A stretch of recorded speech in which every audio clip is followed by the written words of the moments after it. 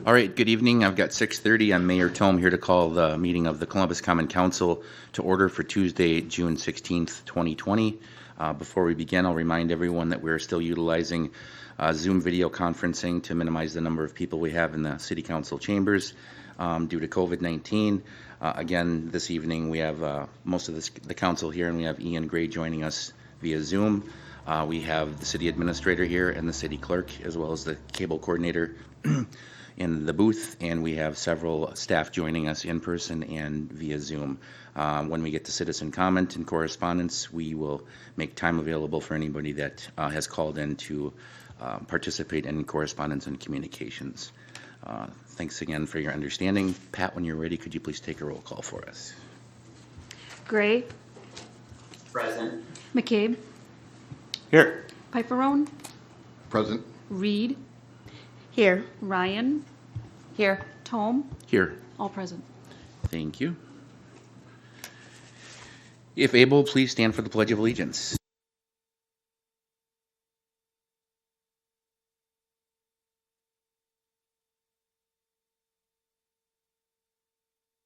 Which it stands, one nation, under God, indivisible, with liberty and justice for all.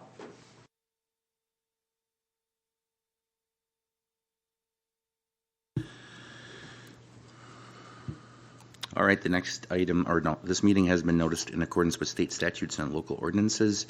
Next item then is to approve the agenda for the evening. Unless there's any alterations or deletions, I'll take a motion to approve the agenda. Alder Piperone will make the motion to approve the agenda. Second. A motion from Piperon, second from Ryan to approve the agenda as presented. Is there any discussion on the motion? Seeing none, all those in favor, please say aye. Aye. Any opposed? Agenda is approved. Correspondence and communications, we had no one signed up present, I believe. Is that correct, Pat? Did we have anyone that called in via Zoom that wanted to say something under correspondence and communications?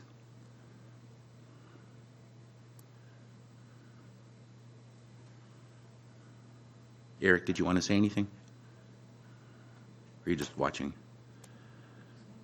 Okay. Pardon? Okay. All right. I guess I don't see anyone on Zoom that's here for correspondence and communications. We'll move on to the consent agenda then. On the consent agenda, we have the Council and Committee of the Whole meeting minutes for June 2nd, 2020. And unless there's any questions on the minutes on the consent agenda, I'll entertain a motion to approve as presented. I'll make a motion to approve the consent agenda, which consists of the Council and Committee Whole minutes from 6/2 of 2020. McCabe seconds. Motion from Ryan, second from McCabe to approve the consent agenda as presented. Is there any discussion on the motion? If there's no discussion, all those in favor, please say aye. Aye. Any opposed? Consent agenda is approved. We move on to new business item number 1. I believe the intent here is to probably approve each one of these individually. Is that correct? Okay. Consider and take action on the reopening plans for the senior center, the aquatic center, and the recreation programs. I think we'll just take them in the order that they're listed because they're in the packet in the same order. So the first one would be the senior center. The senior center was reviewed at the last committee of the whole with the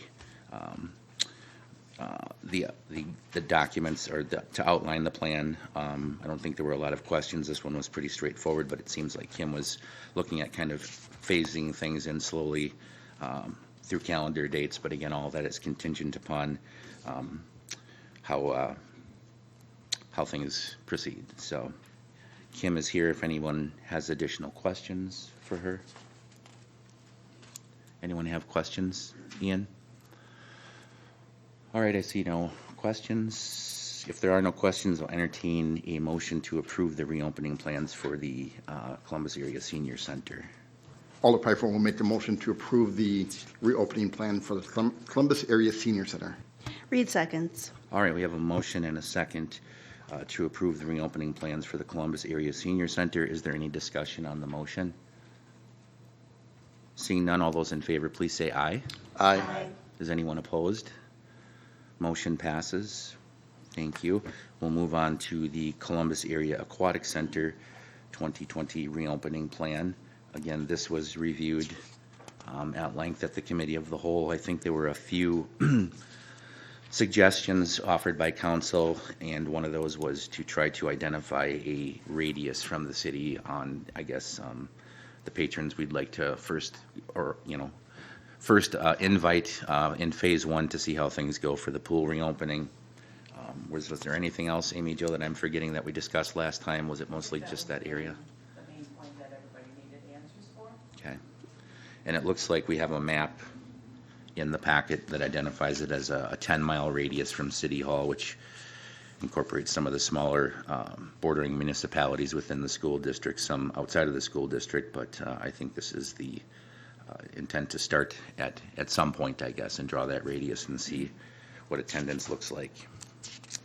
Looks like we're looking at a rough opening date of June 17th or possibly later. What is the status on that right now? 22nd is the plan right now. I know there's a lot of projects happening down at the pool, and those needed to be completed first. So, are there any questions from the council? Oh, go ahead, Trina. Reed, quick question, or not question. For first thing under locker rooms, I noticed it says signage encouraging patrons to wash heads. I'm pretty sure that meant hands. And then I'm looking under pool staff, and it's the last bullet point says discourage staff assisting other staff of applicating sunscreen, and then consider mandating the wearing of rash guard shirts. I was wondering if that could be recommending. Just. Oh, sorry.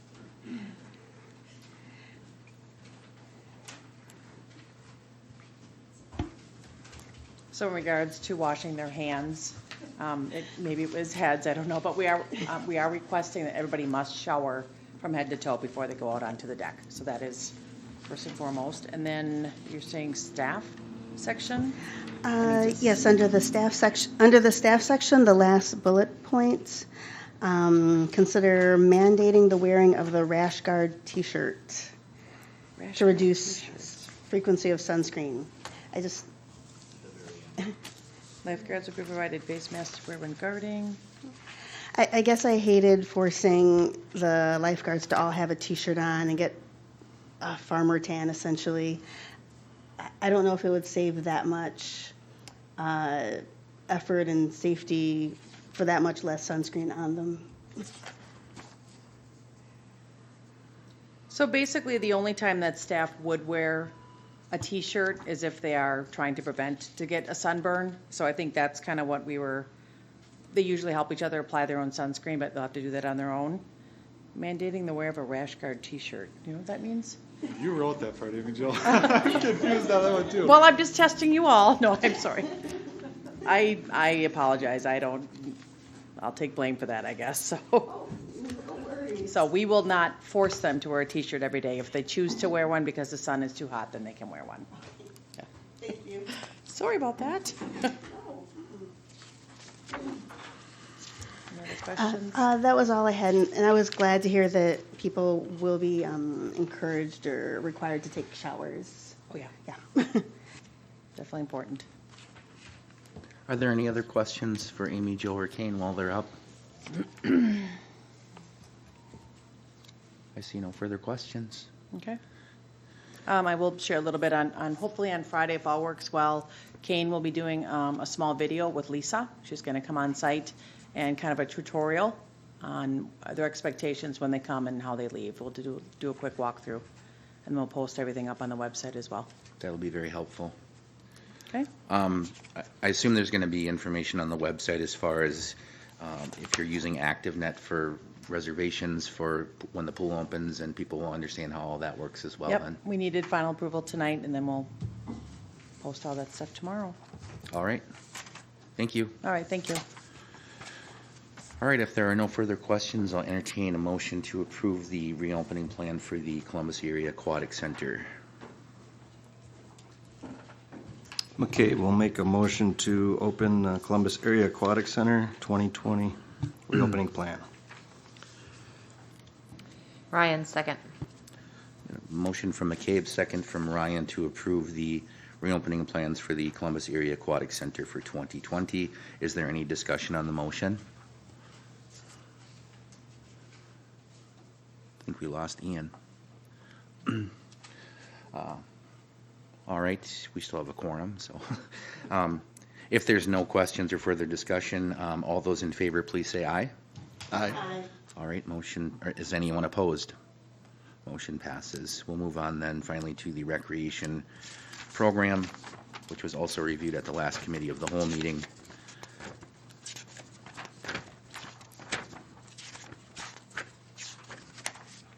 The Columbus Recreation Day Camp for 2020. Are there any questions for Amy Jo or Michelle? She's here as well. She's going to be one of the helpers for the day camps this summer. I think there were some questions at the committee of the whole, but I think everything was explained at that point. No questions? Question. Go ahead. Oh, question from Reed. Let's see. Under the section where in bold it says camp hours will be Monday to Thursday. Towards the last bullet point of that, all campers are from local geographic area. I'm trying to remember, did we decide that was Columbus proper?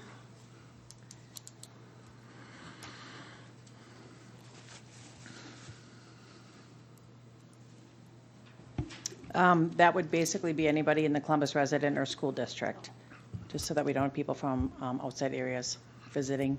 Sometimes grandmas and grandpas have their kids come in for the summer, and we won't allow that. Thank you. Good question, Trina. Thank you. Any other questions while Amy Jo's up? I see none. Thank you, Amy Jo. If there are no further questions, I'll entertain a motion to approve the reopening plans for the recreation day camp for 2020 reopening. Alderman Pfeiffer will make a motion to approve the reopening plan for the Columbus Recreation Day Camp 2020. McCabe seconds. All right, we have a motion by Pfeiffer, second by McCabe to approve the reopening plan for the recreation day camp for 2020. Is there any discussion on that? Seeing none, all those in favor, please say aye. Aye. Is anyone opposed? Motion passes. All right, thank you for that. We'll move on to item number 2, new business. Consider and take action on the city tree removal by K&B Tree and Lawn Care. This was reviewed at the last committee of the whole meeting and outlined in the memo. There was a December 4th, 2018, K&B Tree and Lawn Care was awarded the contract to provide tree trimming and removal services for the city of Columbus during the calendar years 2019 and 2020. I think this is just to take action on behalf of the council to expend the dollars that are already in the budget for those tree removals. That would be $18,881.51. Any questions on this? We have Zach on Zoom. If there are no questions, I'll entertain a motion to approve the tree removal by K&B Tree and Lawn Care in the amount read.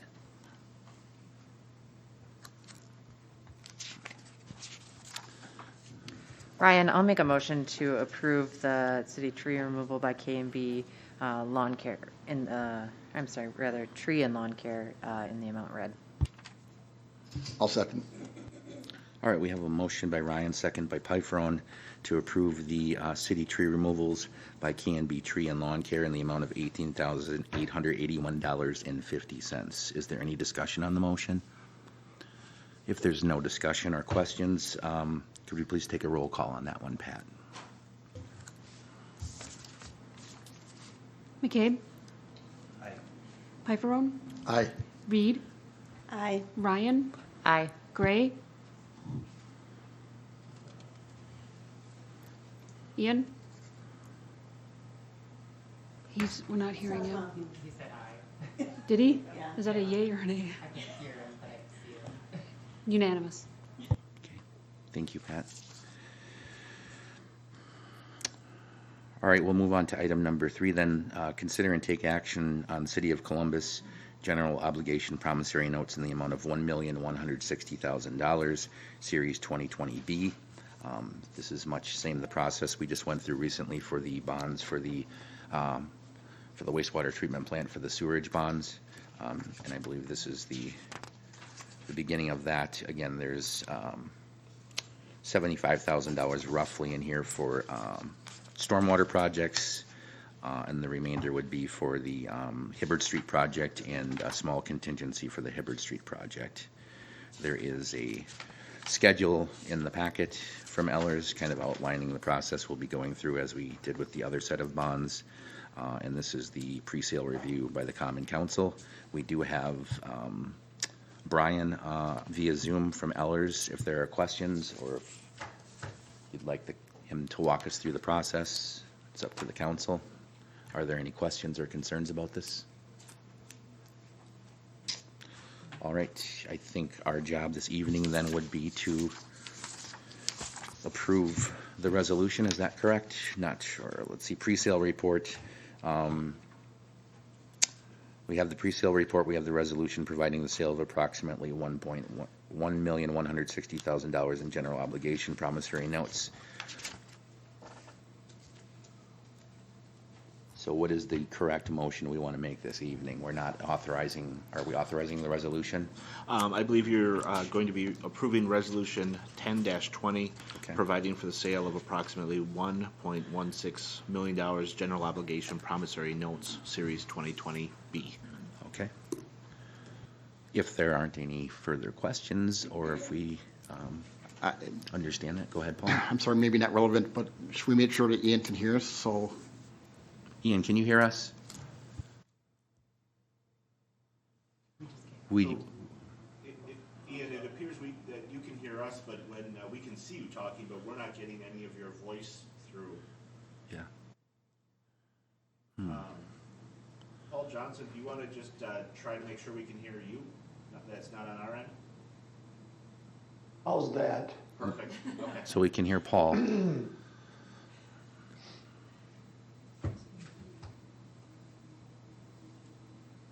like it's connecting to audio for Ian. How about now, Ian? We still can't hear you. We can see you talking. Zach Navin, can you hear us right now? Can you say something? I can hear you. I'm on my.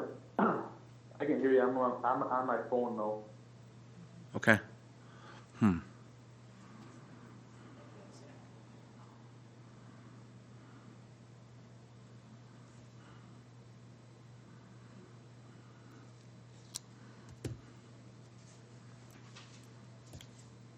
How could we, upon, if it comes to a vote, maybe Ian could indicate, thumbs up means I agree, and thumbs down means I don't. Okay. I switched to audio system. Can you hear me now? Now we can hear you. Yes. Thank you. All right. Ian, did you have any questions about the resolution or the process before approval? No. Oh, okay. Thank you. All right. Did the rest of the council have any questions? All right. Then if there are no further questions on this item, we would just need a motion to approve Resolution 10-20, providing for the sale of approximately $1,160,000 in general obligation promissory notes, Series 2020B. Alder Ryan, I'll make a motion for the resolution 10-20 in the amount approximately $1,160,000 in general obligation promissory notes, Series 2020B. Alder Piper will second that. We have a motion from Ryan, second from Piperon to take action on Resolution 10-20 as read for the general obligation promissory notes in the amount read. Is there any discussion on the motion? If there's no discussion, could we please take a roll call, Pat? Piperone, Aye. Reed, Aye. Ryan, Aye. Gray, Aye. McCabe, Aye. unanimous. Thank you. Okay, move on to item number 4, which is consider and take action on the award to award the bid for the Hibbard Street reconstruction project. We do have Jason Letha with us via Zoom. Hi, Jason. Can you hear us okay? I can. Okay.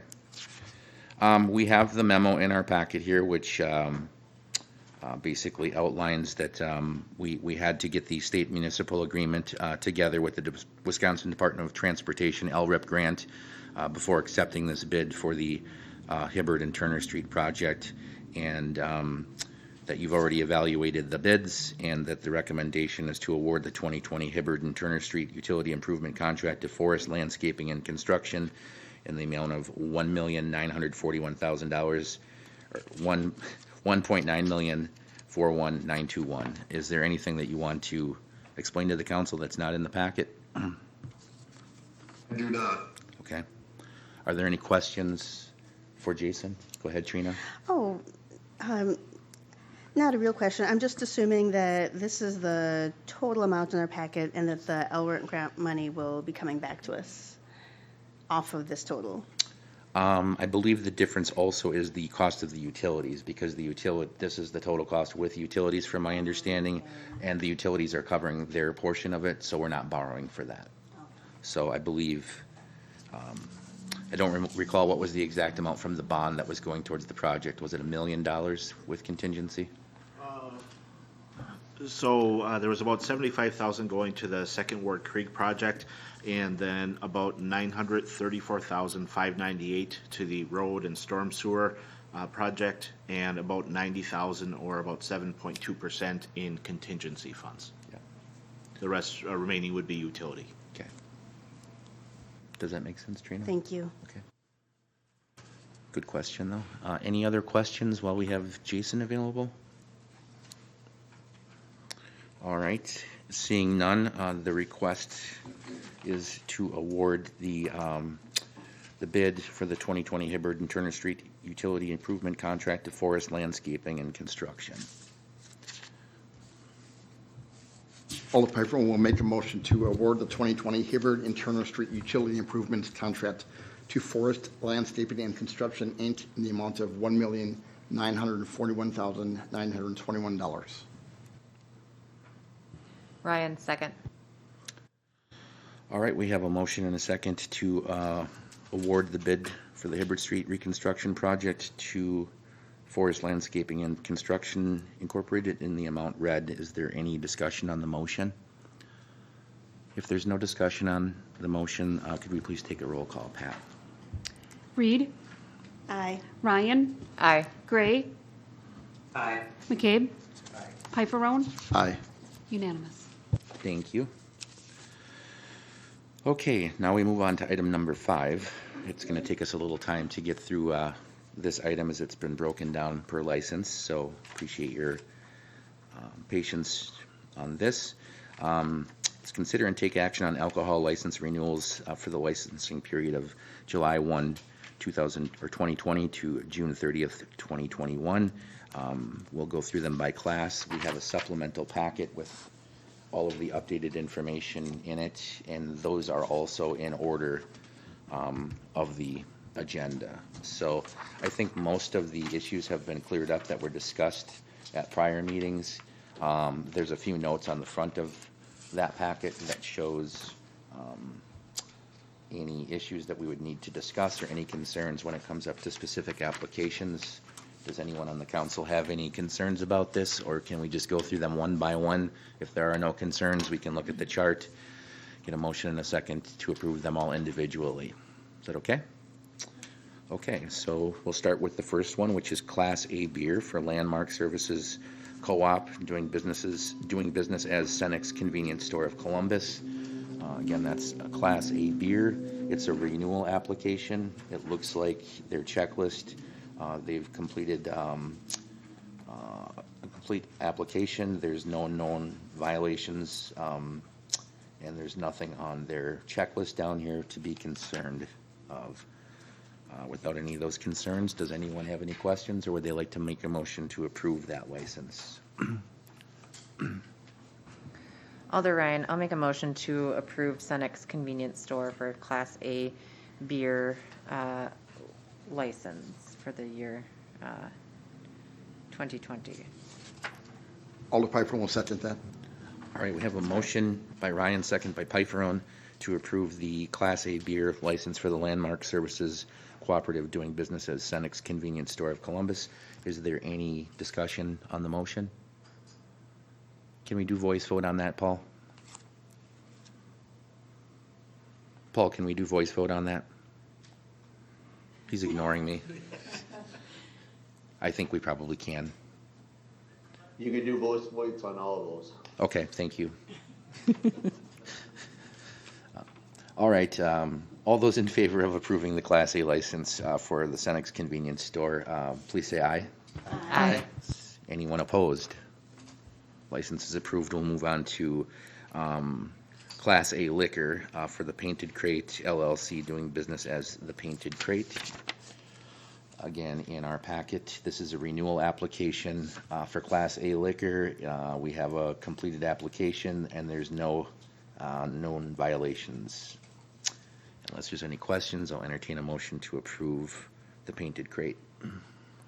Alder Piper will make a motion to approve the Painted Crate LLC for a Class A liquor license.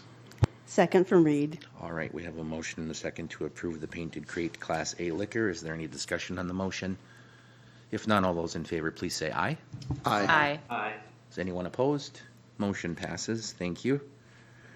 Move on to Class A beer and liquor. First one we have is Chester Bandit Store Incorporated doing business as the Chester Bandit Store. Again, this is a renewal application. It looks like we have a completed application and there's no violations known. Unless there's any questions, I'll entertain a motion to approve the Class A beer and Class A liquor for Chester Bandits. Alder Ryan, I make a motion to approve the Class A liquor and Class A beer to Chester Bandit Store. Alder Gray seconds. All right, we have a motion and a second to approve the Class A beer and liquor for Chester Bandit Store Incorporated. Unless there's any discussion on the motion, all those in favor, please say aye. Aye. Aye. Anyone opposed? Motion passes. We'll move on to the next, which is Dogan Corp. LLC doing business as Dollar General Store number 10422. It looks like we have another renewal here for Class A beer, Class A liquor. We have a completed application and no known violations. Unless there's any questions on that, I'll entertain a motion to approve that license as well. McCabe makes a motion to approve the Class A beer, Class A liquor license for Dolgan Corp. LLC. Ryan, second. All right, we have a motion and a second to approve that license. Is there any discussion on the motion? If there's no discussion, all those in favor, please say aye. Aye. Anyone opposed? Motion passes. Thank you.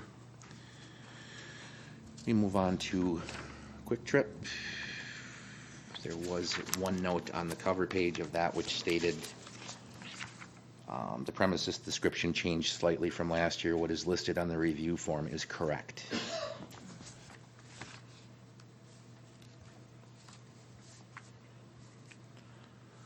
All right, we have a renewal application for Quick Trip, Class A beer, Class A liquor, completed application and no violations. Any questions on this one? I do have a question. I'm going from memory. I hear behind the sales counter and walk-in cooler, I thought that they sold 12 packs of spotted cow from like the regular floor. And I'm just wondering, that doesn't seem to be reflected here. Let's see here.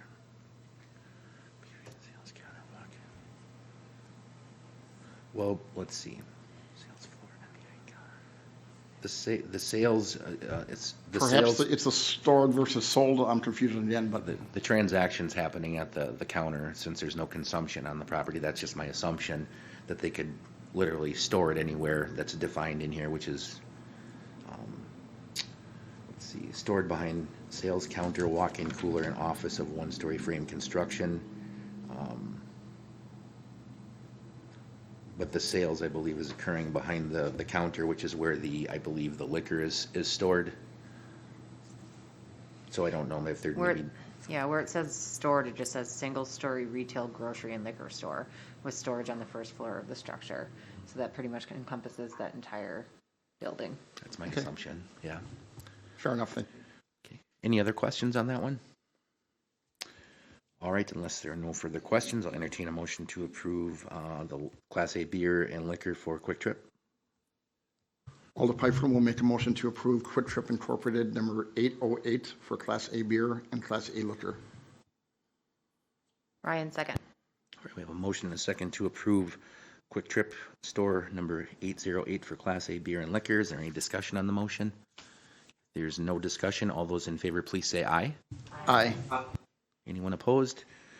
Motion passes. Move on to Ultramart Foods LLC, doing business as Pick and Save, store number 6392. Again, we have a renewal application here for Class A beer, Class A liquor. We have a completed application, no known violations. At the end of the sold portion, you'll see the description of the drive-up pickup service that they offer, and that's identified on the site plan on the back of the application. It doesn't look like that's changed from last year at all. Are there any questions on this one? If there are no questions, I'll entertain a motion to approve the Class A beer and liquor for Ultramart Food LLC Pick and Save. Alder Ryan, I'll make a motion to approve the Ultramart Foods LLC Pick and Save store number 6392 for Class A beer and liquor license. Alder Piper will second that. All right, we have a motion and a second to approve the Class A beer and liquor for Pick and Save, store number 6392. Is there any discussion on that? If there's no discussion, all those in favor, please say aye. Aye. Any opposed? Seeing none, motion passes. Thank you. We'll move on to Walgreens Company, doing business as Walgreens, number 10396. Again, this is a renewal application for Class A beer, Class A liquor. It looks like we have a completed application and no known violations. Unless there's any questions on the Walgreens application, I'll entertain a motion to approve that. Read a motion to approve for Walgreens store number 10396 for Class A beer and Class A liquor. Ryan, second. All right, we have a motion and a second to approve the Walgreens license for Class A beer, Class A liquor for store number 10396. Any discussion on that? Seeing none, all those in favor, please say aye. Aye. Anyone opposed? Motion passes. All right, we move on to Class B beer. We have one of those for Columbus Transport Company, doing business as Kurth Brewery for Class B beer. We have a completed application and no known violations. Is there any questions on this one? If there are no questions, I'll entertain a motion to approve the Class B beer for Kurth Brewery. McCabe will make a motion to approve the Class B beer license for Columbus Transport Company, Inc., Kurth Brewery. Ryan, second. All right, we have a motion and a second to approve Class B beer for Kurth Brewery. Is there any discussion on the motion? If there's no discussion, all those in favor, please say aye. Aye. Is anyone opposed? Motion passes.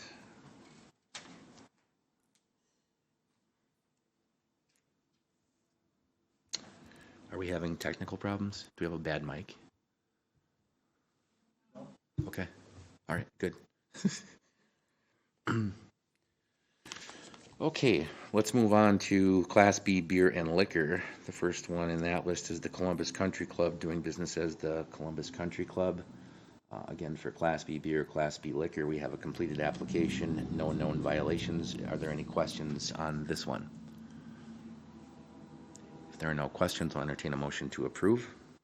Alder Piper will make a motion to approve the Columbus Country Club for Class B beer, Class B liquor. McCabe seconds. All right, we have a motion from Piper and second from Gray to approve the Class B beer, Class B liquor renewal application for the Columbus Country Club. Is there any discussion on the motion? If there's no discussion, all those in favor, please say aye. Aye. Any opposed? Motion passes. Thank you. We can move on to the Columbus Family Restaurant LLC, doing business as the Columbus Family Restaurant. This is a renewal application for Class B beer, Class B liquor. We have a completed application, and we have no known violations to deal with. So unless there's any questions, I'll entertain a motion for approval for the Columbus Family Restaurant. Alder Ryan, I'll make a motion to approve Class B beer and liquor to the Columbus Family Restaurant LLC. McCabe seconds. A motion by Ryan, second by McCabe to approve Columbus Family Restaurant LLC for Class B beer and liquor. Is there any discussion on the motion? If there's no discussion, all those in favor, please say aye. Aye. Anyone opposed? Motion passes. Thank you. And we move on to the third one, which is Columbus, Wisconsin, or Columbus West Travel Center LLC, doing business as Columbus West Travel Center. This is a renewal application for a reserve Class B beer, Class B liquor license. There's a completed application and there are no violations. Unless there are any questions on this, I'll entertain a motion to approve that license. Alder Python will make a motion to approve Columbus West Travel Center LLC for Class B beer, Class B liquor. Ryan, second. We have a motion and a second to approve Columbus West Travel Center for the Class B beer, Class B liquor reserve. Any discussion on the motion? If there's no discussion, all those in favor, please say aye. Aye. Anyone opposed? Motion passes. Move on to Capital Columbus Restaurant LLC, doing business as Fast Lanes Restaurant and Pub. We have a renewal application for them for Class B beer and Class B liquor. We have a completed application and we have no violations. Unless there's any questions on this one, I'll entertain a motion to approve. I'll make a motion to approve Capital Columbus Restaurant LLC under the operating name Fast Lanes Restaurant and Pub for a Class B liquor and Class B beer license. Alder Python will second that. Motion from Ryan, second from Pyferon to approve Fast Lanes Restaurant and Pub for Class B beer, Class B liquor. Is there any discussion on the motion? If there's no discussion, all those in favor, please say aye. Aye. Anyone opposed? Motion passes. Thank you. Move on to the next one, which is Dubs Brew LLC, doing business as Cersei's Brewing Company. We have a renewal application for Class B beer, Class B liquor. We have a completed application with no known violations. We also have the temporary encroachment permit attached to the application, which now runs in line with the licensing process, which makes it much easier. And we have the paid fee for the encroachment permit on the back of that as well. So are there any questions on this one? Alder Pyferon, did you have a question? Okay. Oh, sorry. Well, your light's on. You can go ahead and make a motion to approve. Alder Python will make a motion to approve Dubs Brew LLC, doing business as Cersei's Brewing Company for Class B beer and Class B liquor. Well done. Reed seconds. All right, we have a motion and a second to approve Cersei's Brewing Company for the Class B beer, Class B liquor. Is there any discussion on that? If there's no discussion, all those in favor, please say aye. Aye. Any opposed? Motion passes. Thank you. Next one up is James Co. Incorporated, doing business as the Cardinal Cage. There was a brief note on the cover sheet for that one, which outlined that the work that was being done inside did not require a building permit, so that didn't affect the inspection portion of the application. So again, this is a renewal application for the Cardinal Cage for Class B beer, Class B liquor. We have a completed application and we have no known violations. Unless there's any questions on that one, I entertain a motion to approve. McCabe will make a motion to approve Class B beer, Class B liquor license to James Co. Inc., the Cardinal Cage. Ryan, second. All right, we have a motion and a second to approve the Cardinal Cage Class B beer, Class B liquor. Is there any discussion on the motion? If there's no discussion, all those in favor, please say aye. Aye. Is anyone opposed? Motion passes. Next one up is Kestrel Golf Properties LLC, doing business as Kestrel Ridge Golf Course. This one again is a renewal for Class B beer, Class B liquor. We have a completed application and no violations. Unless there's any questions on this one, I'll entertain a motion to approve. Ryan, I'll make a motion to approve Kestrel Golf Properties LLC operating as Kestrel Ridge Golf Course for Class B beer and Class B liquor license. Alder Piper will second that. All right, we have a motion and a second to approve the Kestrel Ridge Golf Course Class B beer, Class B liquor. Is there any discussion on the motion? If there's no discussion, all those in favor, please say aye. Aye. Anyone opposed?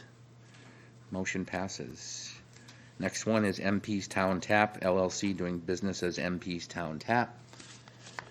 Let's see, we've got a renewal application here again for Class B beer, Class B liquor. We have a completed application and no violations. Unless there's any questions on this one, I'll entertain a motion to approve. Oh, sorry, go ahead, Trina. Did you have a question? Let's see. It looks like it says, where did it say? I know it's, for male level. I'm sure it means for main level. Yes. Okay. Just a typo. Thank you for pointing that out. Any other questions on that one? All right, if there are no further questions, I'll entertain a motion to approve. Alder Ryan, I'll make a motion to approve MP's Town Tap LLC and the business name MP's Town Tap for Class B liquor and Class B beer license. Alder Piper will second that. Motion by Ryan, second by Piperon to approve MP's Town Tap for Class B beer, Class B liquor. Is there any discussion on the motion? If there's no discussion, all those in favor, please say aye. Aye. Is anyone opposed? Motion passes. Turn the page. We have some notes on the cover for this license. It is a renewal application. We have some violations that we discussed at the last committee of the whole concerning this license. There's a letter that was sent by the clerk to the applicant, and from my understanding, there's been no response from the applicant on those concerns, correct? All right. I think at this point, what I will do is ask Attorney Johnson to kind of explain this one to the council and what the options are, Paul, if you don't mind. Sure. I think at this point you have basically two choices. Choice number one, because there are violations that we are aware of, you have the ability to not renew this license. When we have come up with this situation in the past, what the councils have done is to make a motion to not renew the license unless A, B, C are completed by June 30th. And if June 30th comes and goes without completing or completing the conditions, then the license is non-renewed. If you choose to go down that route, then tomorrow Pat and I will send another letter to the owner of the establishment and basically give her notice that the license has been non-renewed unless A, B, and C are done, and then because that's required by statute.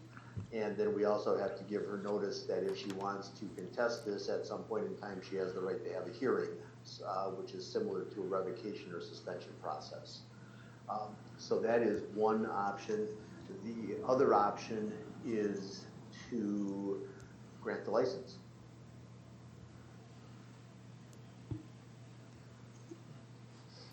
Now, as far as I know, there are two issues that need to be resolved by the owner of. There is a delinquent personal property tax that's about $110 or $100, give it something like that. That's one issue, and the second issue is a very large outstanding obligation to Columbus Water and Light. The Columbus Water and Light obligation is a little bit in a gray area of the law because the local ordinance that we have refers to claims of the city being unresolved. And sometimes Columbus Water and Light is the city, and sometimes Columbus Water and Light is not the city. I would certainly take the position that for purposes of collecting a very large delinquent utility bill, they are a unit of the city. And I did check in with Columbus Water and Light this afternoon, and they would appreciate the city's assistance in trying to collect this obligation. All right, thank you, Paul. Trina, did you have a question? Reed had a quick question. If the application winds up being non-renewed due to not amending or fixing the claims, would the applicant have an opportunity months from now to reapply, start the process for acquiring a brand new license if they have been able to make all the payments and make arrangements at a date, months from now? Yes, that answer is yes, subject to one thing, and that there is an available license in the first place.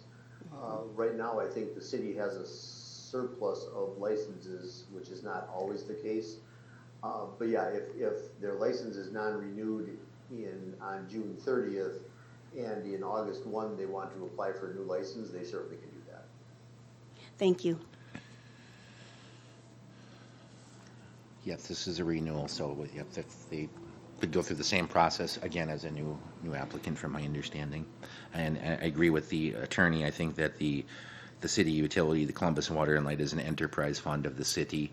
The city has some control over that utility, so I do view that as part of the city. Just for curiosity purposes, do you know if there is any difference in the cost of a renewal versus the cost of a brand new license? Pat, thank you. I believe there's the cost could be prorated. Okay, thank you. All right, so it sounds like what Paul is saying, that if there is a motion to not approve the renewal, that we need to be specific in that motion as to why we're not approving that, correct, Paul? Would be for the... Well, if you simply want to non-renew the license, that can be the end of the motion.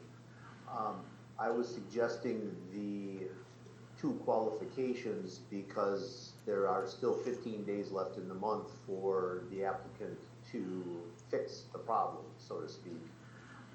So to avoid having to come back for a special meeting and scramble on the request to have her license approved, if you non-renew unless the 2 claims are satisfied to the satisfaction of the city, that would be the way to go. So if you're thinking about doing the non-renewal, then the motion would be to non-renew the license unless the owner satisfies the delinquent property tax obligation and makes satisfactory arrangements with Columbus Water and Light to satisfy the outstanding delinquent utility bill. Okay, that makes sense. That gives them one final notification to make good on that if they would like to be renewed. Any further questions for Attorney Johnson?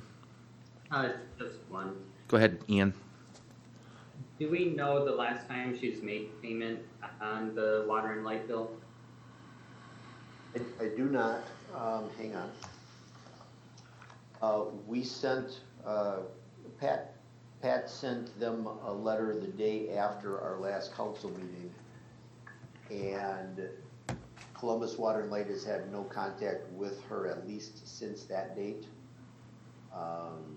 And let me see, we have been sending monthly bills and monthly friendly past due reminders and have heard nothing for quite some time. So this isn't something that she's just missed a payment, she's been missing them for a long time? That is correct. The outstanding, the past due obligation is about $4,300. So it's several months.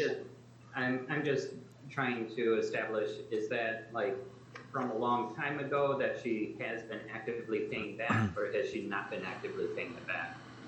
I believe it's the latter. Ian, from my understanding is I think that we kind of had a smaller issue like this last year when we did the renewal, and then she was able to catch up and make good and get the renewal, but ever since that renewal, it just started slowly falling behind a year ago already, so it's not something that just happened in the past few months from my understanding. It's been almost the entire year. Okay, that was my primary concern. I wanted to make sure it wasn't something related to our current situation or anything of that nature, that it's just a long-term delinquent and she hasn't been making payments. Yeah, good question. All right, what is the will of the council at this point? I will vote to non-renew personally. Okay, do we want to make the motion to allow for her to come into compliance by adding those violations in there, just so she has the opportunity to respond when the city reaches out? Yeah, are we going to, I guess, non-renew unless satisfactory arrangements have been made with Water and Light, or are we going to non-renew unless the balance has been paid in full? I guess that's the question. Oh, yeah, I think, I think last time we were talking about making sure Water and Light had given their approval that satisfactory arrangements had been made on their ends. So it could be an either or. What you did last year. Okay. And there haven't been any arrangements. I think the tough part of the mechanics of that is if we put that as a contingency, there's kind of a third party that needs to, are they going to be satisfied with the arrangement if it's $5 a month and they're, $4,000 behind and we're granting a license? I think you kind of need to do something deliberative in the motion, I think, to make sure that they either are in compliance or not. Oh, go ahead, Ian, sorry. My inclination, even though it may sound harsh, is to just non-renew and she can reapply once everything's in compliance. If it's not something that's, this isn't a first time occurrence, it's been happening for a long time, I say non-renew, she comes into compliance, she can reapply for a license.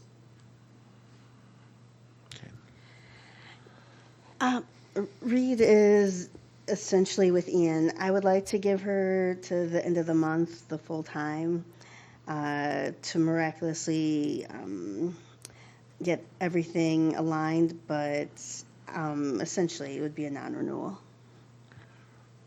And just to clarify, if the vote is a straight non-renewal, as Ian is suggesting, she will still have until June 30th to, well, actually that's not true. Her license will be in effect until midnight on June 30th, and then she would need to start the process of reapplying again. Yep, that's correct. Katie? I would agree with Alders Reed and Gray. I'm on board. Okay. I'll agree. Who wants to make that motion? Alder Pfeiffer will make a motion to deny the liquor license at Sue's Overtime Tap LLC, Class B beer, Class B liquor, with the stipulation that the past due amounts have not been taken care of satisfactorily by June 30th.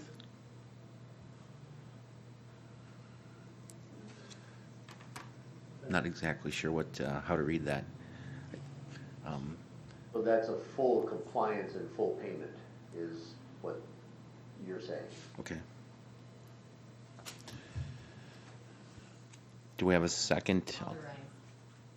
Alder Ryan, second. Okay, if I understand your motion correctly, Paul, that you're making a motion for non-renewal based upon the current balances which are in violation of or not allowing renewal. I guess I'm trying to find the correct word to the correct words to form that motion. It was a difficult one, sorry. Yeah, okay, I thought that everybody just kind of said we were just going to non-renew on purpose, so I'm trying to find the correct verbiage to make sure we have it in the minutes and it reflects the will of the council. Whether or not those balances or the exact balances matter, or if it's just non-renewal, because that license is good till that date. The day after, she can come in and reapply, and then she has to take care of that. Those numbers don't matter, if you understand what I mean. So, would you mind withdrawing your motion and the second, and Pfeiffer maybe will just rewording it so we all understand what the intent Withdraw is? the previous motion. Okay, sorry. Would you withdraw your second, Katie? Ryan withdraws my second. Okay. And take another stab at it, Paul? Or do you? Alder Pfeiffer will make a motion to deny the liquor license at Sue's Overtime Tap, Class B beer, Class B liquor. That's pretty simple. Ryan second. Okay, we have a motion and a second, I believe, to deny the renewal application for Sue's Overtime Tap LLC for Class B beer, Class B liquor. Is that a correct motion, Paul? Yes. That works for me. Okay, thank you. Thank you for working through all that. All right, so we have a motion on the floor. Is there any further discussion on the motion as it sits? Ian, no questions? All right, if we have no further questions, then let's please take a roll call on that, Pat.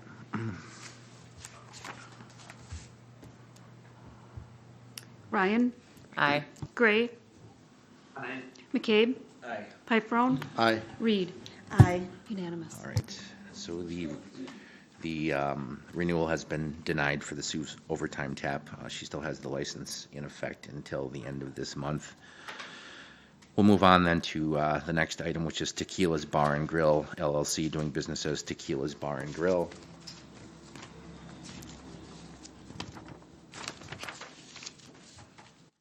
This is a renewal application for Class B beer, Class B liquor. It looks like we have a completed application and no known violations for that application. Unless there's any questions on this one, I'll entertain a motion to approve.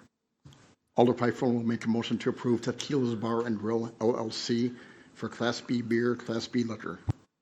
Reed seconds. Alder Gray second. Got a motion in 2 seconds to approve Tequila's Bar and Grill LLC for Class B beer, Class B liquor. Is there any discussion on the motion? If none, all those in favor, please say aye. Aye. Any opposed? Motion passes. One question just for clarification. We've got Yum Yum listed twice on our agenda, but we have one application. Can we actually take care of this in one motion?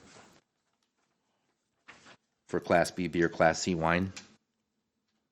Paul? I would be fine with that. Okay. We have a renewal application for Yum Yum Thai Kitchen LLC, doing business as Yum Yum Thai Kitchen for Class B beer, Class C wine. We have a completed application and we have no known violations. Are there any questions on this? If there are no questions, I'll entertain a motion to approve. Alder Ryan, I'll make a motion to approve Yum Yum Thai Kitchen LLC for the Class B beer license and a Class C wine license. Alder Pfeiffer will second that. Okay, we have a motion and a second to approve Yum Yum Thai Kitchen for a Class B beer, Class C wine renewal application. Is there any discussion on the motion? If there's no discussion, all those in favor, please say aye. Aye. Anyone opposed? Motion passes. So then we don't need to deal with F. That's already been taken care of. All right, thank you for getting us through all that. Take a deep breath. And we'll move on to consider and take action on number 6, consider and take action on tobacco license renewals for the licensing period of July 1, 2020 to June 30th, 2021. Let's see here. We've got 1, 2, 3, 4, 5, 6, 7, 8 applicants in the packet. That's Landmark Services, Cenex Convenience Store, Chester Bandits, Dollar General Store 10422, Quick Trip Store number 808, Walgreens Store number 10396, the Cardinal Cage, Columbus West Travel Center, and the Kestrel Ridge Golf Properties. Are there any questions on the tobacco license renewals? If there are no questions, I'll entertain a motion to approve the tobacco license renewals as submitted. Alder Pfeiffer will make a motion to approve the tobacco licenses as submitted. Gray seconds. All right, thank you. We have a motion and a second to approve the tobacco license renewals as submitted for the period listed on the agenda. Is there any discussion on the motion? If there's no discussion, all those in favor, please say aye. Aye. Aye. Is there anyone opposed? Motion passes. Thank you. Item number seven is consider and take action on operators licenses for the period of July 1st, 2020 to June 30th, 2021. We have a list in our packet. There was 33 names listed in the printed packet, and there was an additional 4 names that were left at our desks today that did not make it into the public packet. The 4 names I'll read that were left here, just so everyone's aware. We have Tammy M. Canuse, Gwendolyn R. Carlson, Patricia A. Walker, and Charles Grafton. Are there any questions on the operators' licenses? Mayor Tom, do I need to abstain? You are on that list. Yeah, sure you can. Yes. Yes, I would. Yes. Right. Are there any further questions? If there are no further questions, I'll entertain a motion to approve the operators' licenses for the period listed.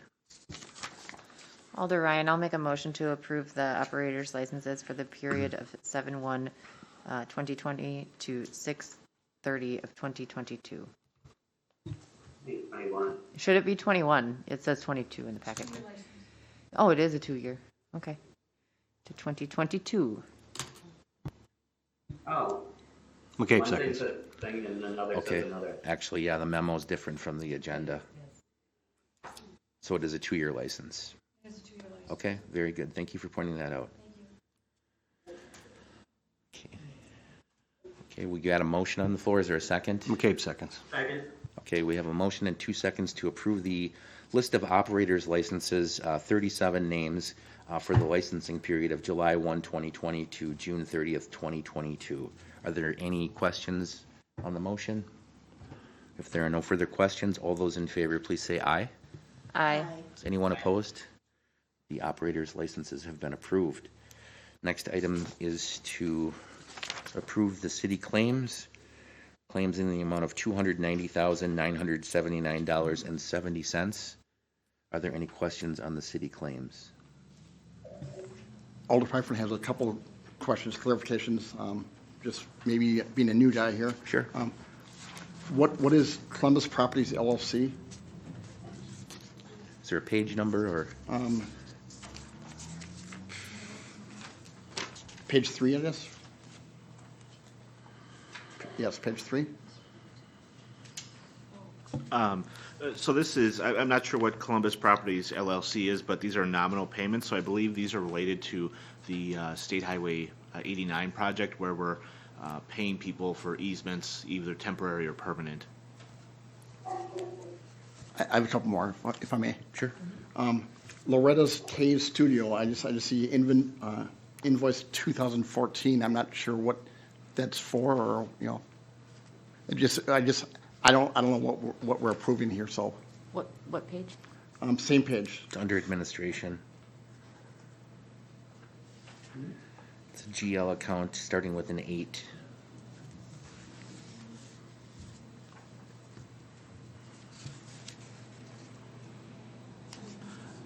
In the amount of $315.71. We'll need to pull the invoice at some point and get back to you. We wouldn't have that specific invoice available Yeah. right now.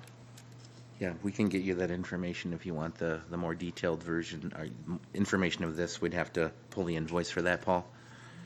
And I guess I was also questioning, again, just being new guy here, St. Jerome's Roman Catholic Church, $2,950. Page or? Page 4. So that is also a nominal payment. So again, with the State Highway 89 project, we're paying property owners for easements, either temporary or permanent.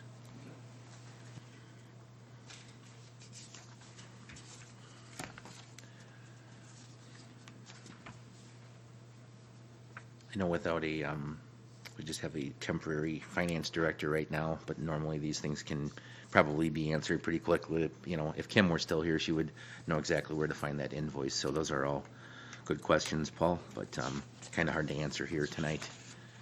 Did you have any further questions? I do one more, I'm sorry. Okay, go ahead. I see on page 2 of, is it Public Works? Invoice 6042 for interpreter services.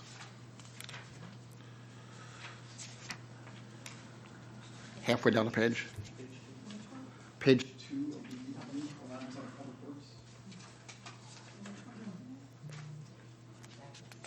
28753, Matitrit Jenny. So that involves an interpreter that we're required to provide for an employee. Thank you.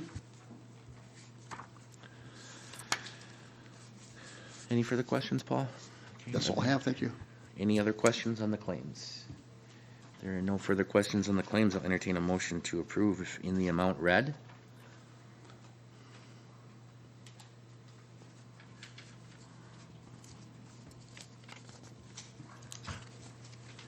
McCabe makes a motion to approve of the claim amount of $290,979.70. Ryan, second. We have a motion and a second to approve the city claims in the amount of $290,979.70. Is there any further discussion on the motion? If there's no further discussion, please take a roll call, Pat. Gray, Aye. McCabe, Aye. Piperone, Aye.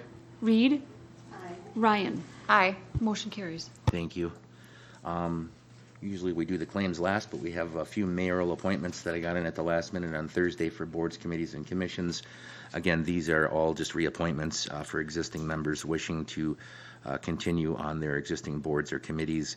We have Jan Yulrich for CHLPC, Beth Altschwager for CHLPC, Martha Rule for the CAAC, and Julie Burgett for the CAAC. And in parentheses, the rural school district means that the ordinance actually provides for a member on that board outside of the city of Columbus within the school district. So are there any questions on the appointments? If there are no questions, I'll entertain a motion to approve the mayoral appointments. Alder Piper will make a motion to approve the mayoral appointments of citizens to boards, committees, and commissions as read. Alder Gray seconds. Thank you. We have a motion and a second to approve the mayoral appointments as submitted for the city boards, committees, and commissions. The four names read. Again, thank you to the people that continue to serve on these boards, committees, and commissions. I appreciate their volunteerism. So we have a motion and a second. Unless there's any further discussion, all those in favor, please say aye. Aye. Aye. Anyone opposed? Thank you.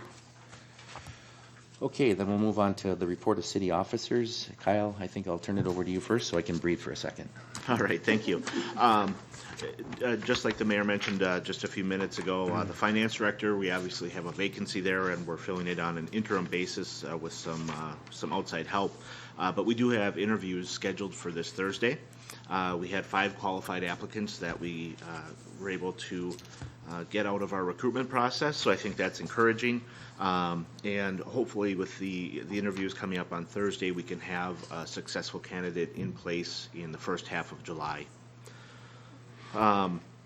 Also in April, the UW Law School reached out and offered the opportunity for some pro bono legal internship opportunities that communities could partner with them.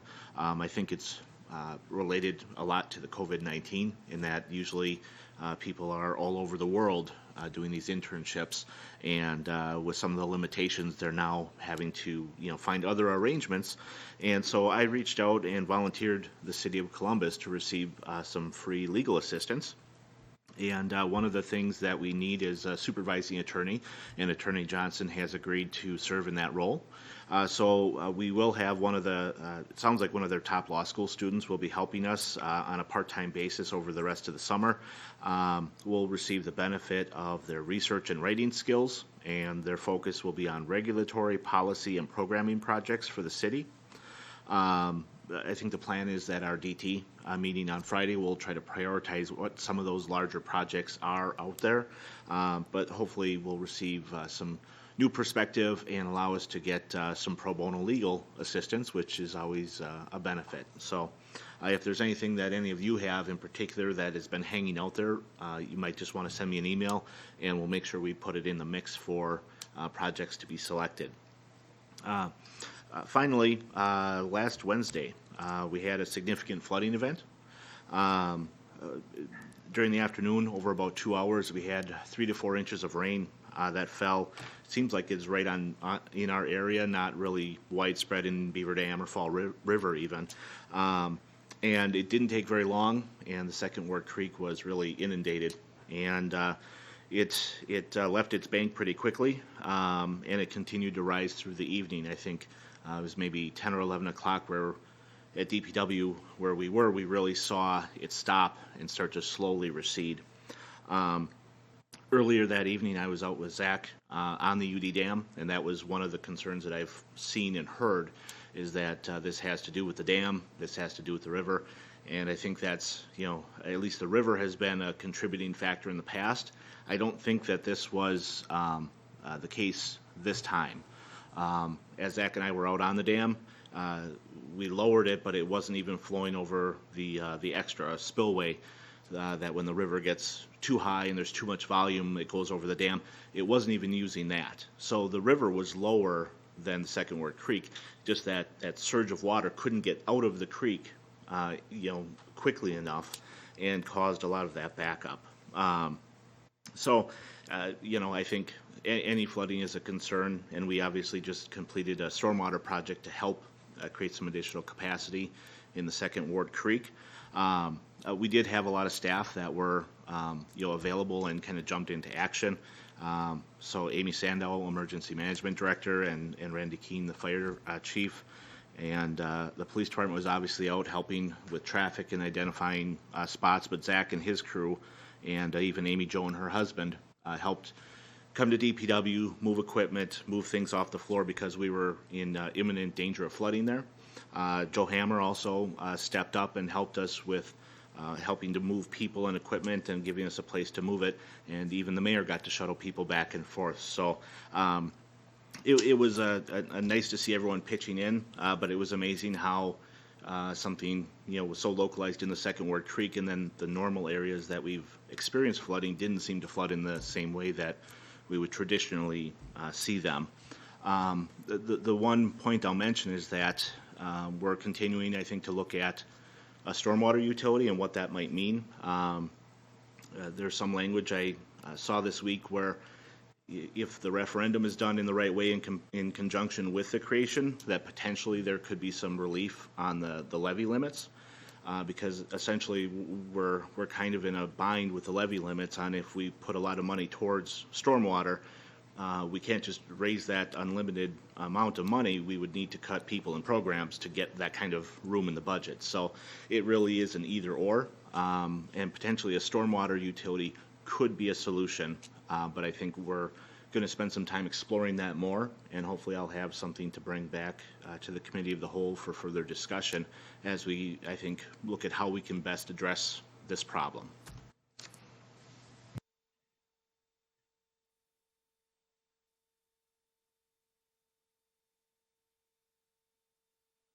His first flood in Columbus, that this wasn't a typical flood, and just we're a community that doesn't have a stormwater utility, that those are just costs that have to be absorbed into our regular general fund.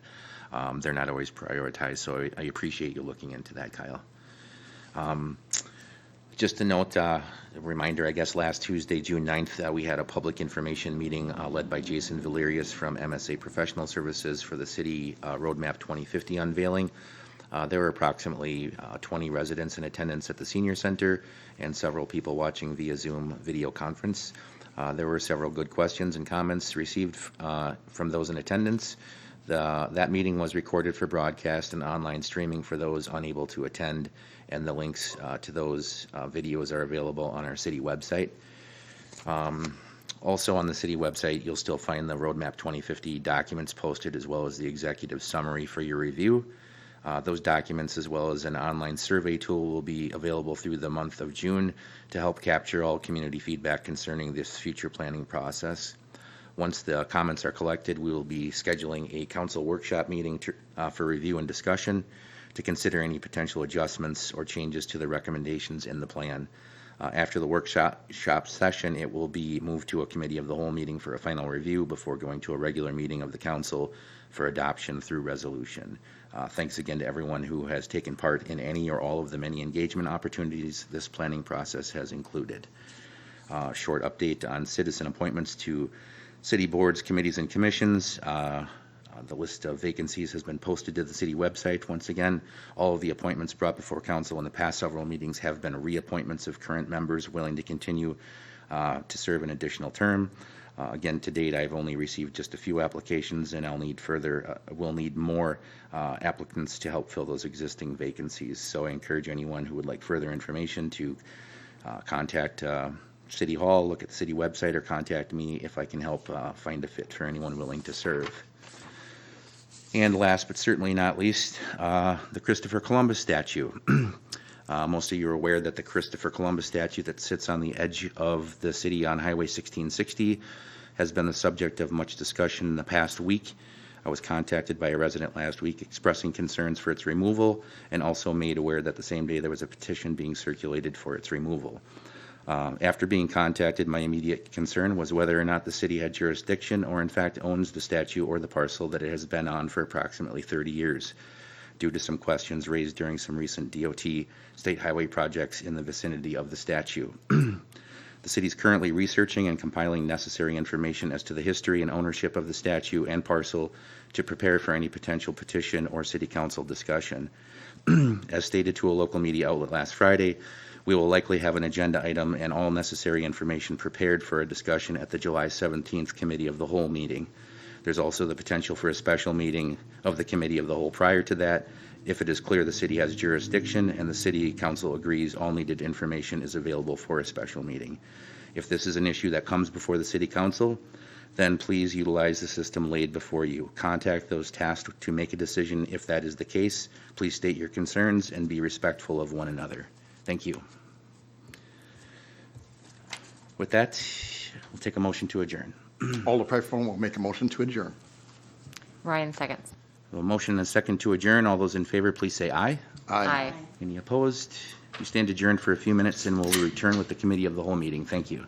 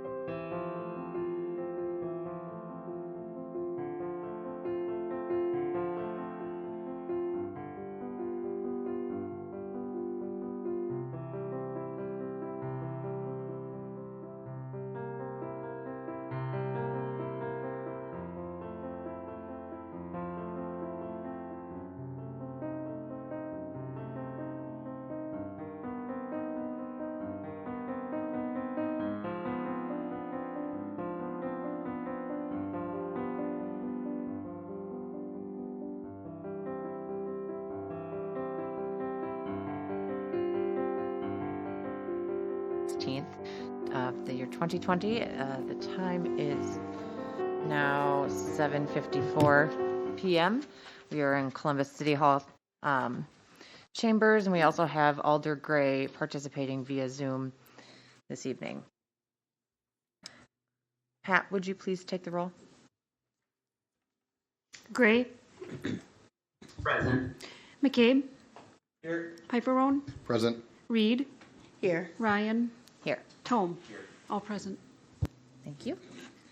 With that, I will take a motion to approve the agenda if there are no amendments. Alder Piperone will make a motion to approve the agenda. Cape seconds. Alder Gray.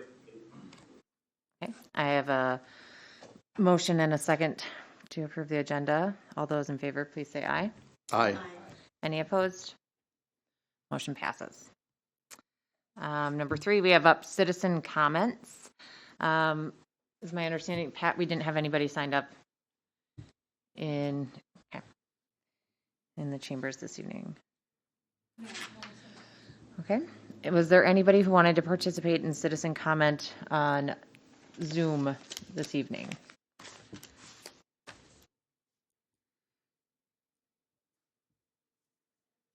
I'm hearing none. I think it's safe to move on to number 4, which is the department reports. Within your packets this evening, we have included the police report, the DPW report, the treasurer's report, the fire department's report, the media coordinator's report, all from, I believe, April and May of 2020. Were there any questions or comments on any of the department reports?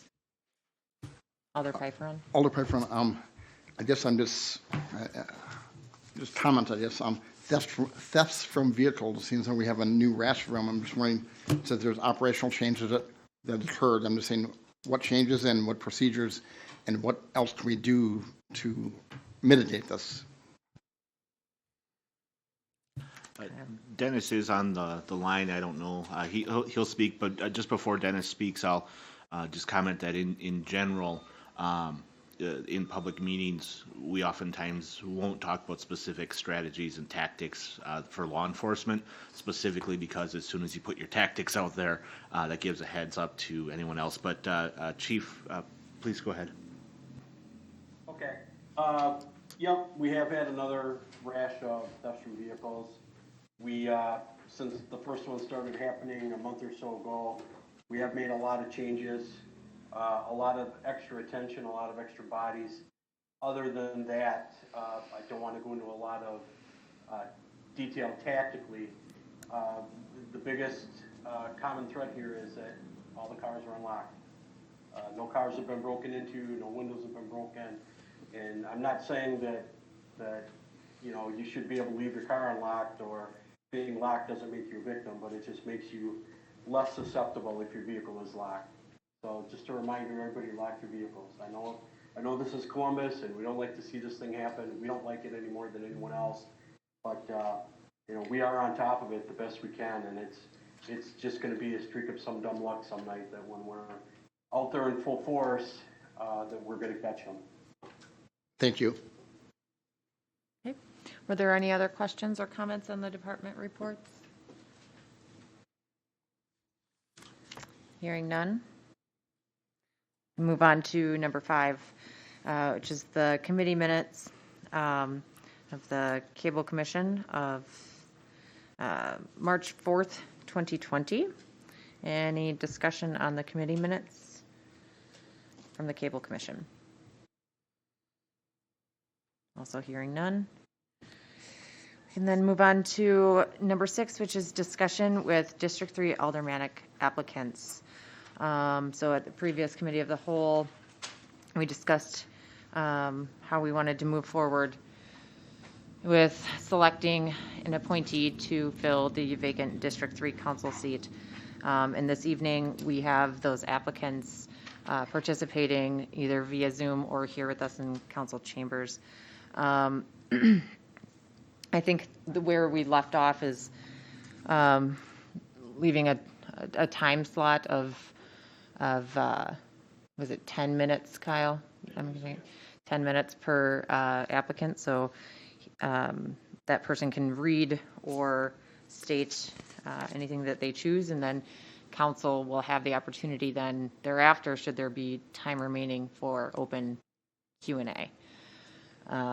We didn't want to, it seemed like at the last meeting, to make very much structure out of this. That was a consensus of the council, so we're going to kind of let it roll. I thought this evening it'd be best to have go in the order that they are submitted in our packet. And which would be William Penterman initially, followed by Eric Lukasavitz, and followed by Peter Adams, and then followed by John J.D. Milburn. So with that, I'd like to welcome William Penterman to the podium and let us know, I guess, why you would like to be appointed to council, and we're happy to have you with us tonight. Thank you.